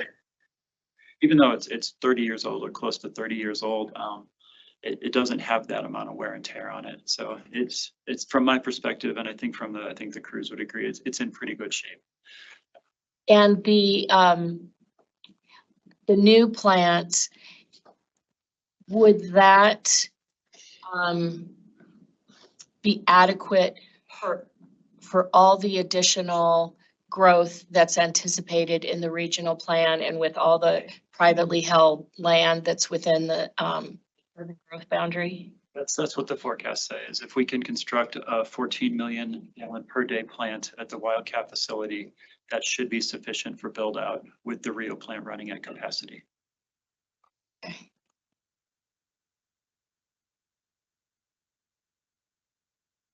Questions? Further questions? What direction are you looking for? So I feel more informative here, but are we ready to pursue for this? Like I use the word creative, but pursuing ways to find funding to build a new plant. You know, one thing you said, bottom line was nothing this inhibits future. It does. So, looking for ways. Are you willing to look for ways to fund this new plan? Like Rick said, the dollar's not going as far. It just keeps getting more and more expensive. I don't think that we can avoid starting to look at finance it. Big sales. Exactly. He has white big spreads, so. That's a lot His of. daughter could do hair. Yeah, so, yeah, okay, yeah. Of course. That is good, Mayor. Thumbs up. Thank you. Okay, our conversations. Thank you. Lee. Thank you, Lee.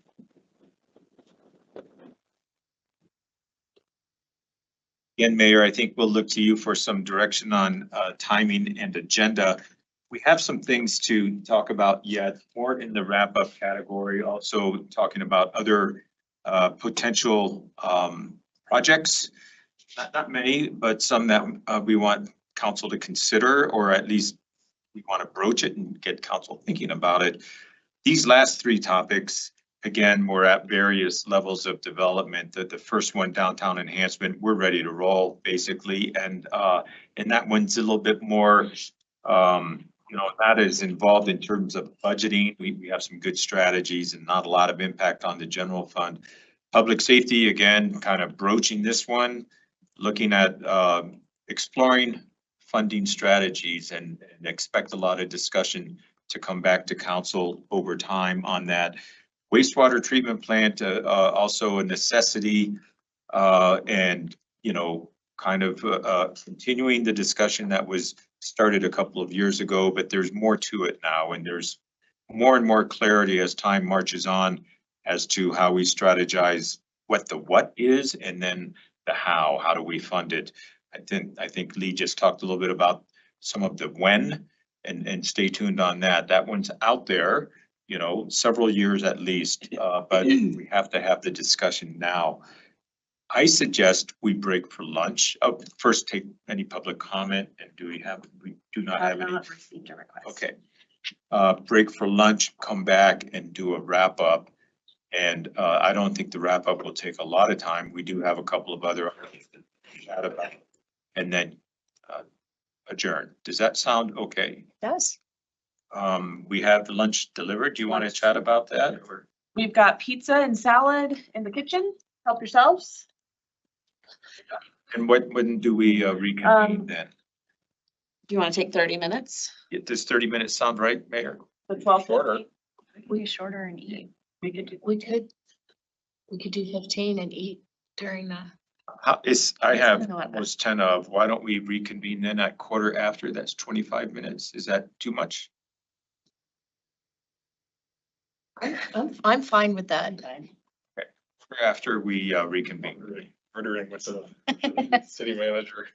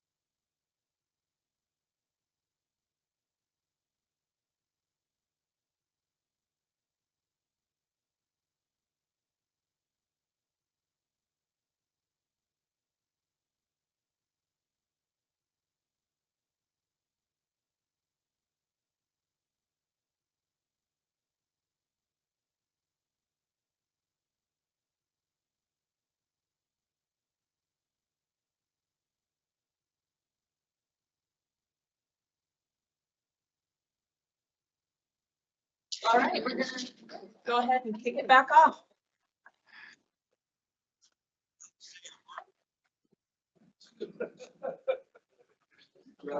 Taking council parking lot. Oh, I'm so sorry. Back, Tiffany, just One more. Okay. Yeah. We did it so quickly. That's the lead. Meeting.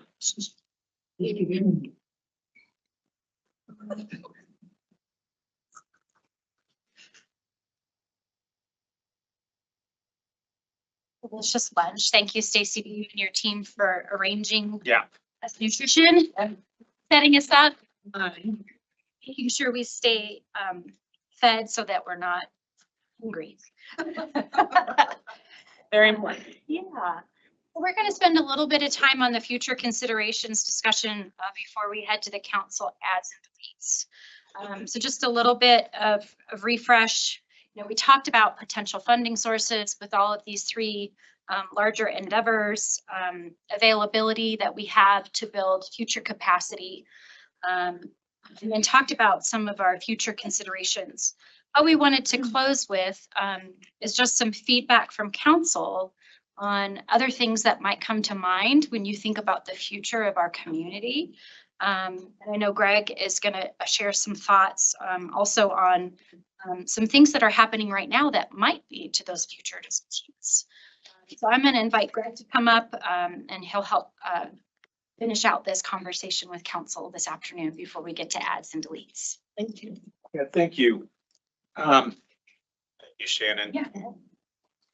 I know that the last couple of topics, not so much the downtown enhancement, that one, as I mentioned,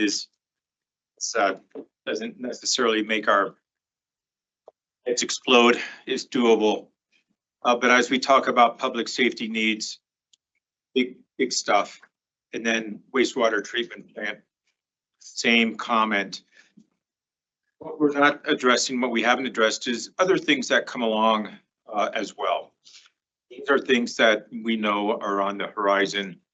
And by the way, I want to do what I can to kind of soften the discussion here, because I know we have, at the tail end of this retreat, we have put some heavy, weighty topics on the table.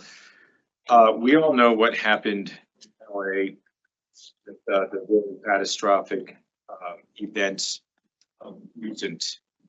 LA went into that terrible series of fires understaffed and under-resourced, and I won't get into the numbers.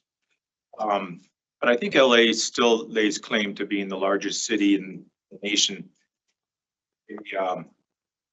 They were grossly under-resourced when it comes to public safety, and not at all to suggest that's why things happened, but it certainly was revealed as that series of catastrophic fires unfolded. I was chatting with Deputy Chief Mark about this, Mark Wilson, you know, and not at all to compare Flagstaff to LA, but for the purpose of just illustrating bad things can be and how much impact there can be on local budgets and stuff when it comes to things like public safety needs.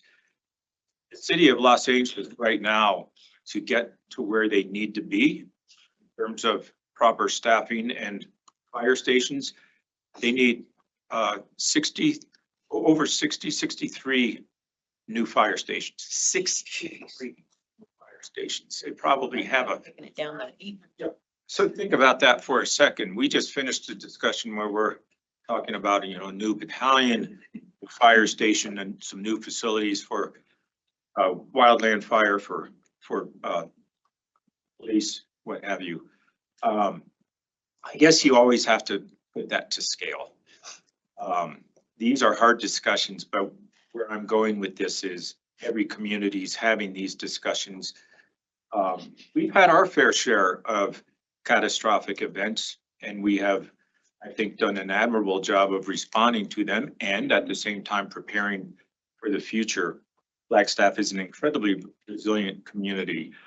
And we're moving forward with that. And at the time those things were happening, I'm sure we were wondering just how much can this community withstand, right? The fires and the floods. I guess the takeaway is it can always be worse, and we're not dealing with some things like what I just mentioned that other cities are dealing with. So with that said, there are always things that, oh, and by the way, on the topics that we just raised, you know, some at the dais will be here to see those things perhaps get started and move forward.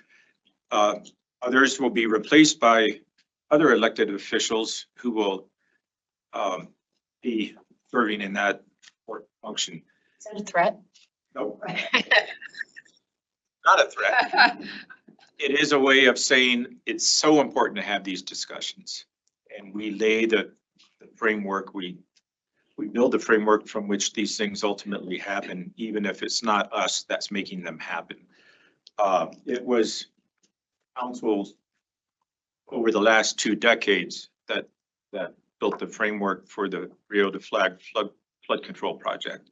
If those discussions didn't occur, and they occurred just like this discussion, I promise you, would never be as close to being a reality as it is now.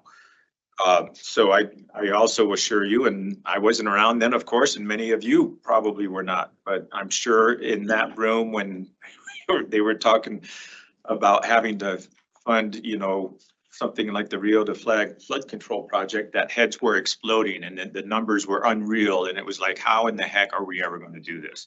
But you have to have the discussion. Now, to shift to other things that are either not on the table and could come along, we always need to entertain those when they do happen. Opportunities present themselves and discussions happen, and it doesn't rise to the level of what we just talked about, but it's important nevertheless. Over the course of, this is just one example of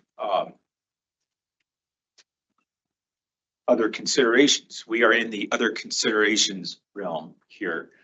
We have had some exploratory discussions over the past several months that have been prompted by a disclosure to us that the Orpheum Theater will, at some point in the not too distant future, be going on the market. And it has prompted the discussion of what comes of that, a wonderful facility, and does the city play any role at all in a transition that may involve that iconic facility for the city of Flagstaff. And that has been the discussion. And we've got a number of people at the table along the way. My office has been involved with it. We have had folks who are in the current ownership of the Orpheum Theater at the table. We've had Heidi Hansen and some of her team at the table. We've had the vice mayor at the table because the vice mayor has a lot of involvement with the Orpheum Theater. And as the discussion, and it's totally brainstorming type of discussion, as it has ensued, we've talked about some other things that relate to it or could relate to it, such as Creative Flagstaff and what is now Creative Flagstaff, what could be something bigger than Creative Flagstaff. They have also been undergoing some transition, and I think, I don't want to overreach here, but I think there's always an ongoing discussion about where their home is and where, you know, how they're going to centralize and what will be the scope within what is now Creative Flagstaff, but what could be something bigger, i.e. an arts district. And, you know, other tangential discussions such as the ICCC facility, which is a great thing that's still in its infancy. How does that ultimately get funded, and under what umbrella does it occur? Is it just stays as a city facility? Is the city ownership a possibility of the Orpheum Theater?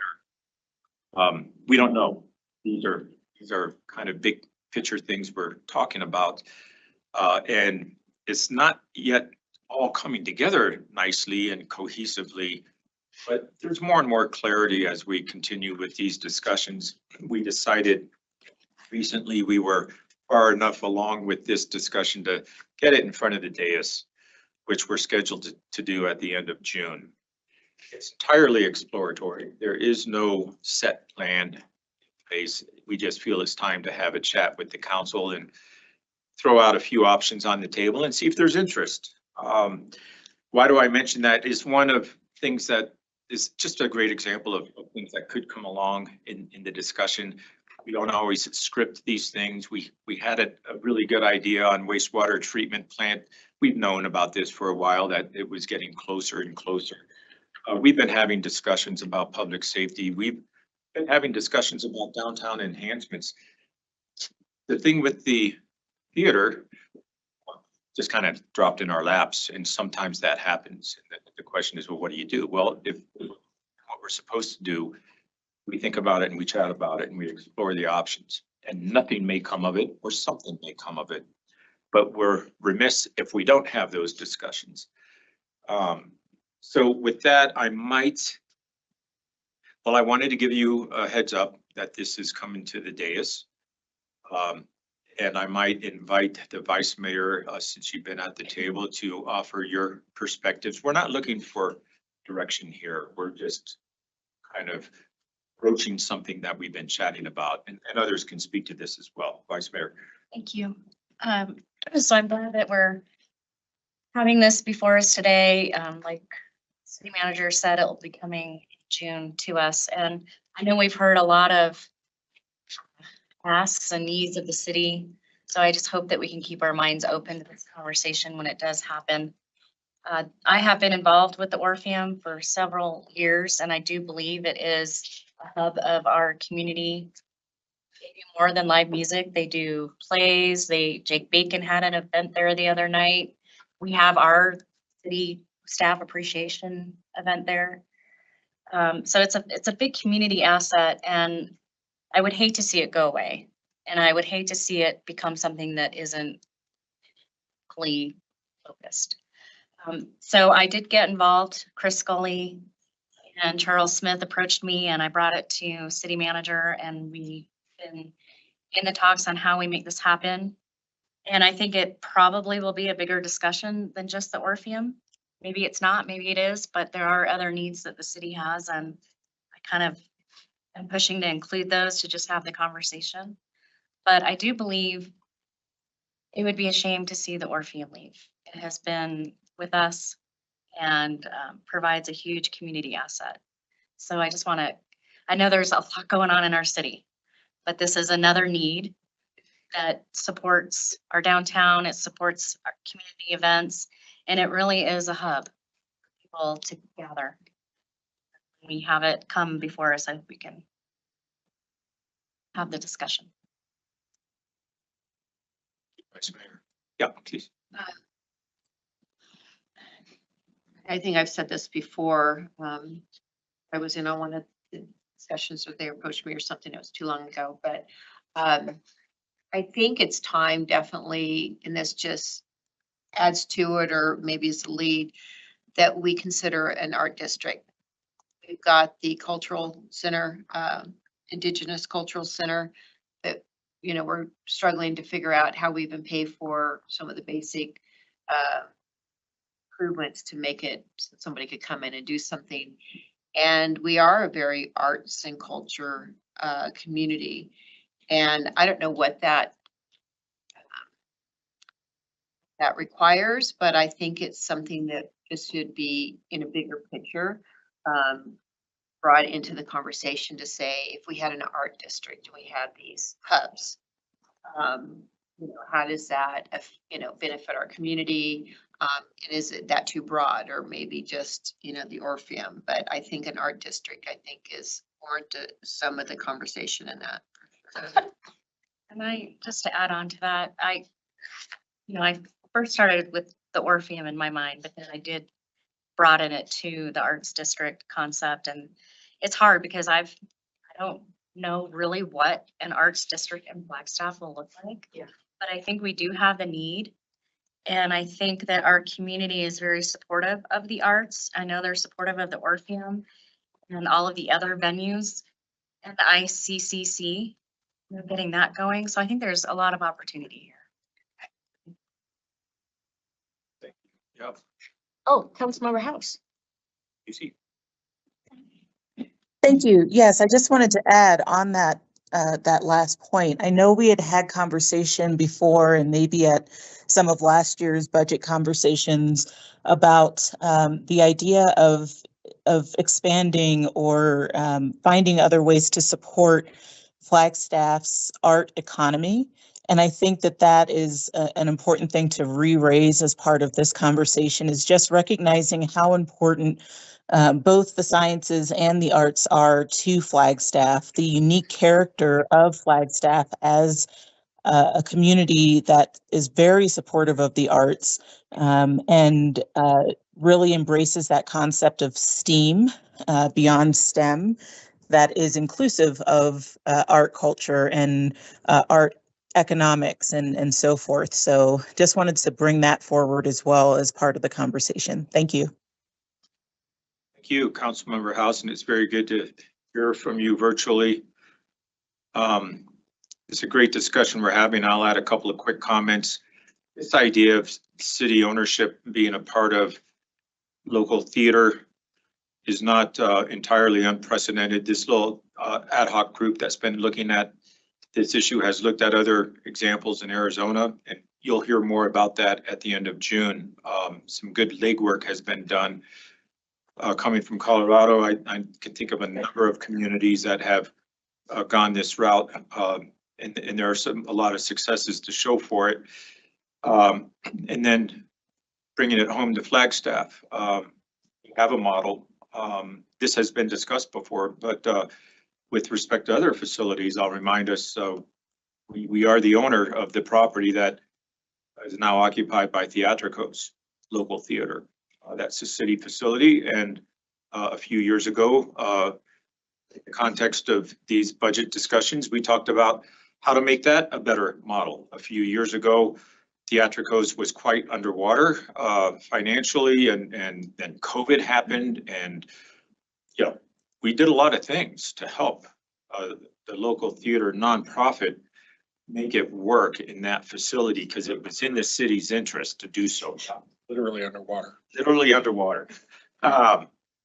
So we made that lease long-term. That was a big pursuit endeavor that we pursued, going from a short-term lease to I think with the renewal periods, a 75-year lease, enabling Theatricos to seek endowments and to get themselves back on their feet.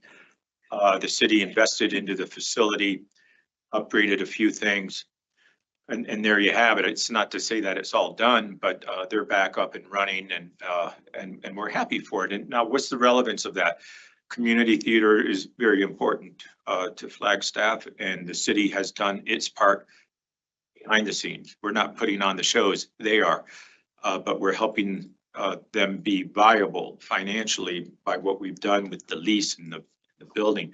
And I think that is kind of what's being envisioned here. I don't think anybody's entertaining the idea that the city steps into the operation of something like the Orpheum. That's not where this is going. But does the city play some role? So other questions or comments would be welcome. Yeah, please. Yeah, why is the Orpheum up for sale? What's the state of the building? I don't want to speak for others. What we have been told from Chris and from Charles, one of those individuals is more involved with building ownership and the other one a little bit more operations. They have a note coming due and they're ready to exit.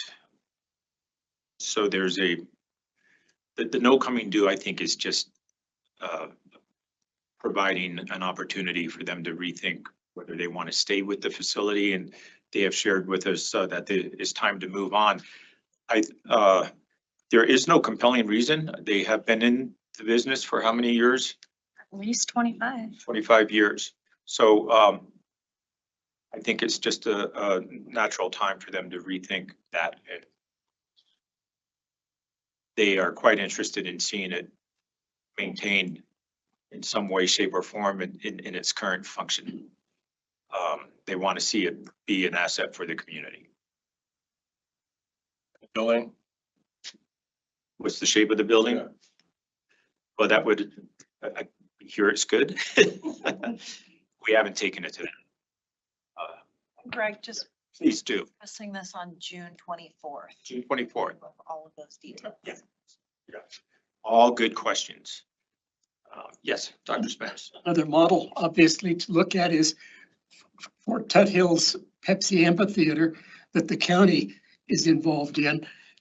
We could look at how they pulled that off as a really great venue for our community. It was a sales tax. It's a remarkable facility. Yes. Right, other comments? This was intended to be a segue into a part of the discussion, and we are now wrapping up to see if there are other council considerations. That's one I'm putting on the table.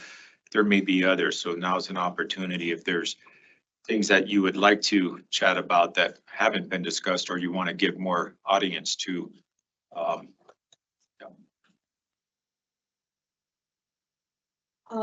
Something that came up and elicited quite a bit of conversation at the Commission on Inclusion and Adaptive Living was bulk trash and the amount of bulk trash that is filling out onto sidewalks and making it difficult for people to get around. And so I just like that included in the city's ongoing discussions about how to manage bulk trash in the light of reduced service. And its impact upon accessibility. Yes. I mean, there are a number of factors, as we know, because we continue to hear from people about that decision. But this is another one that I was just made aware of. Thank you. Thank you, Mayor. Yeah, I think this is news to all of us, so thank you for broaching it.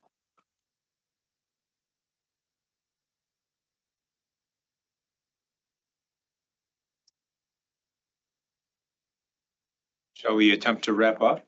Are we in food comas? Yeah. Food coma.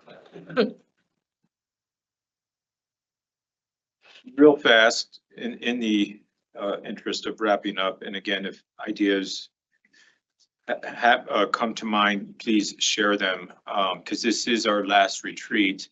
It's not like after today there can be no ideas. Not what I'm saying, but we are nearing the completion of this part of the process. And after this, and Heidi Derryberry walked us through that timeline yesterday morning, we're heading toward the finish line on this. You know, we'll have an ordinance in front of council in June.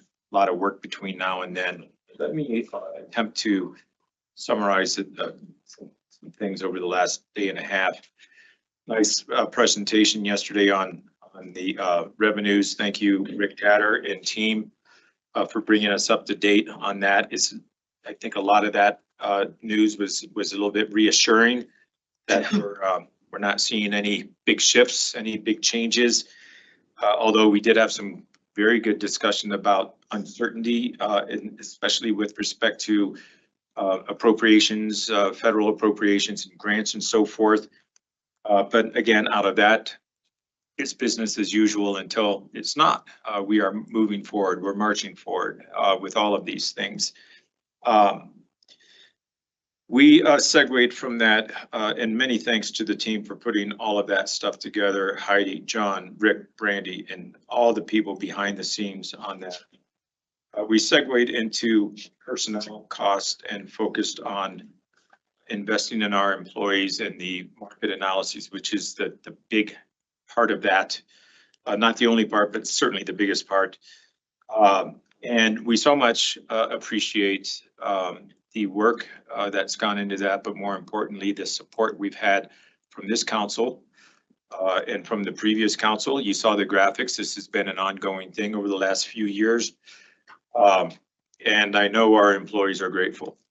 And you heard from the employee association, the employee advisory committee or commission or council, which is it? Employee Advisory Committee, EAC. Seth gave you some nice updates there. They are listening closely to all of these discussions, and they're watching with great interest the outcomes. And I can tell you that the entirety of our employee base is very appreciative of everything that council is doing to invest in our employees. It doesn't stop there, but that's a big part of it. But certainly as we talk about all the other ancillary things like the wellness programs and our benefits and our tuition assistance, and it goes on and on, the employee recognition.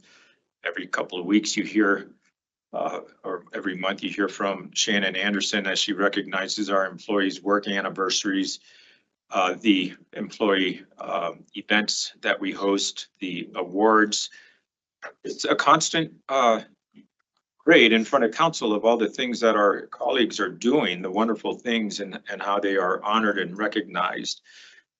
It's a wonderful story. We greatly appreciate that. We will move forward with what has been budgeted in draft form to date on that. We had a great discussion of community priorities. And as you probably noticed from that, now we've adjusted our terminology. We're talking in terms of most aligned, more aligned, least aligned. It's no longer quartile 1 and 2. Remember that? On that, I think my comment is we're doing pretty good. When you see the graphics on that and hear the narratives, most of our budget expenditures seem to have pretty good alignment with what the community prioritizes. And that's a good thing. And there was a lot of discussion on that yesterday. And then we drifted into the discussion of this is the year, what's next, to check in with our community on these priorities. And council gave us some good direction. Thank you very much for that discussion. After the budget is approved, and probably even before that time, we will start on that community process. Stay tuned. Great updates on both housing and the carbon neutrality plan. I'm not going to belabor, although I am really amazed and grateful that Sarah Dar came in and joined us. And good for her to do that as she's recovering from the knee surgery thing. And we wish her a continued speedy and successful recovery on that. It was good to have her in front of us. We had a great discussion then on all the other funds, the enterprise funds, and it's a bit of a mixed bag on that. You know, some of our funds are doing well and some of them are needing some help. And we had discussion about how we find that help, whether it's revisiting the services we provide and try to do them at a lesser cost, more efficiently, or as in the case of the airport, you know, do we rely on the general fund for some assistance? And that has been the case and will continue to be the case for the next couple of years. But on the horizon, we're looking at seeing those funds emerge in a good way.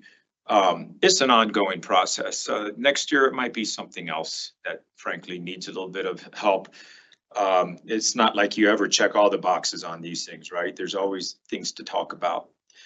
And that is where we segued today into some big picture stuff, as we heard from our police and fire chief on public safety needs that are getting, you know, something we need to be mindful of and continue that discussion and start strategizing as to how we do it. And then a similar discussion on wastewater treatment. We've been having that discussion at the dais for some time. It will continue. A very good discussion on downtown enhancement. So this council will see that project get off the ground. And that's a pretty exciting thing. This council will see a few things that get off the ground. You know, there's a lot of capital projects out there. That was not the discussion of this retreat. That was the last retreat, but there's a lot of stuff going on. You know, eventually that will be ribbon cuttings and celebrations. So look forward to that as we near the end of seeing the spruce wash improvements, as we near the end of the Beulah University realignment underpass stuff.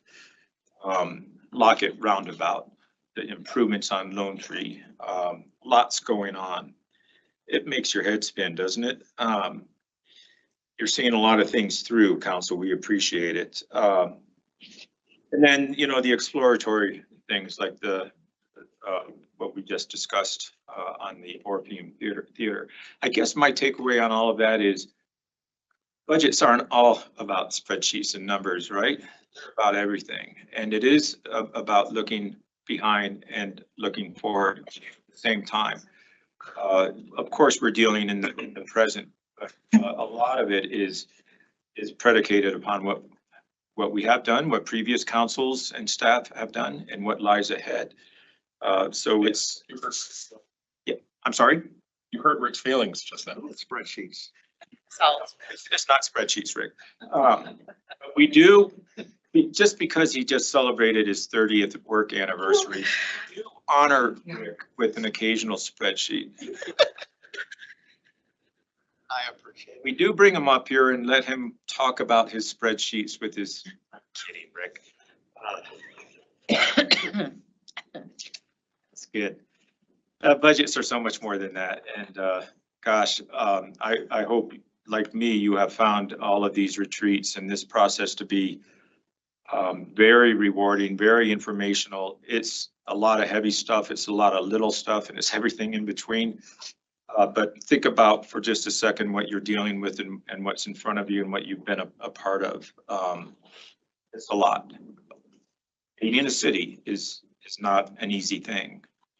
So props to the council for your leadership and indulging us in all of these discussions. Major props to all the staff who have had involvement in this. And I know we're not at the finish line yet, but we're getting close, Heidi Derryberry, right?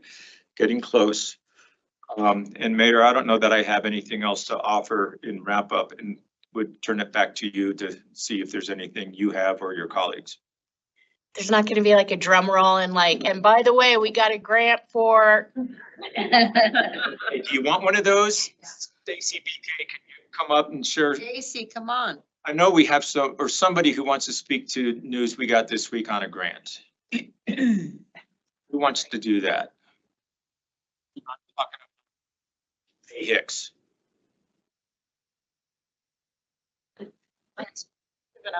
Okay, Joanne, Joanne, come on up close so we can all hear you. Thank you. Just how much we got and what. Anything, you can make up stuff if you like. Some community foundation. Say that again. $50,000. $50,000. Oh, great.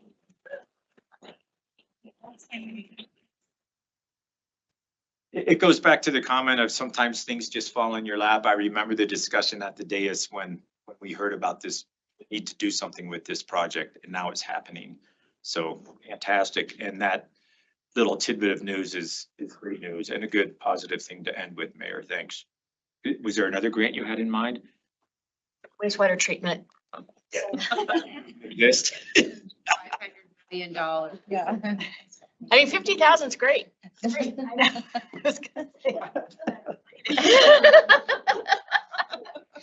I appreciate that effort. Thank you.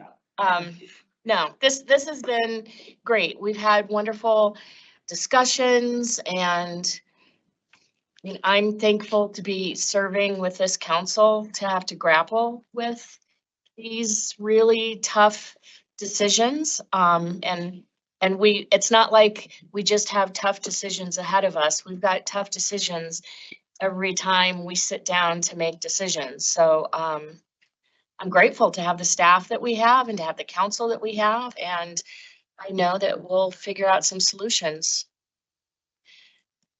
As difficult as it's going to be. So do we have any public comment? Okay, well, then we are adjourned. Thank you. Thanks all. I had like a 20-minute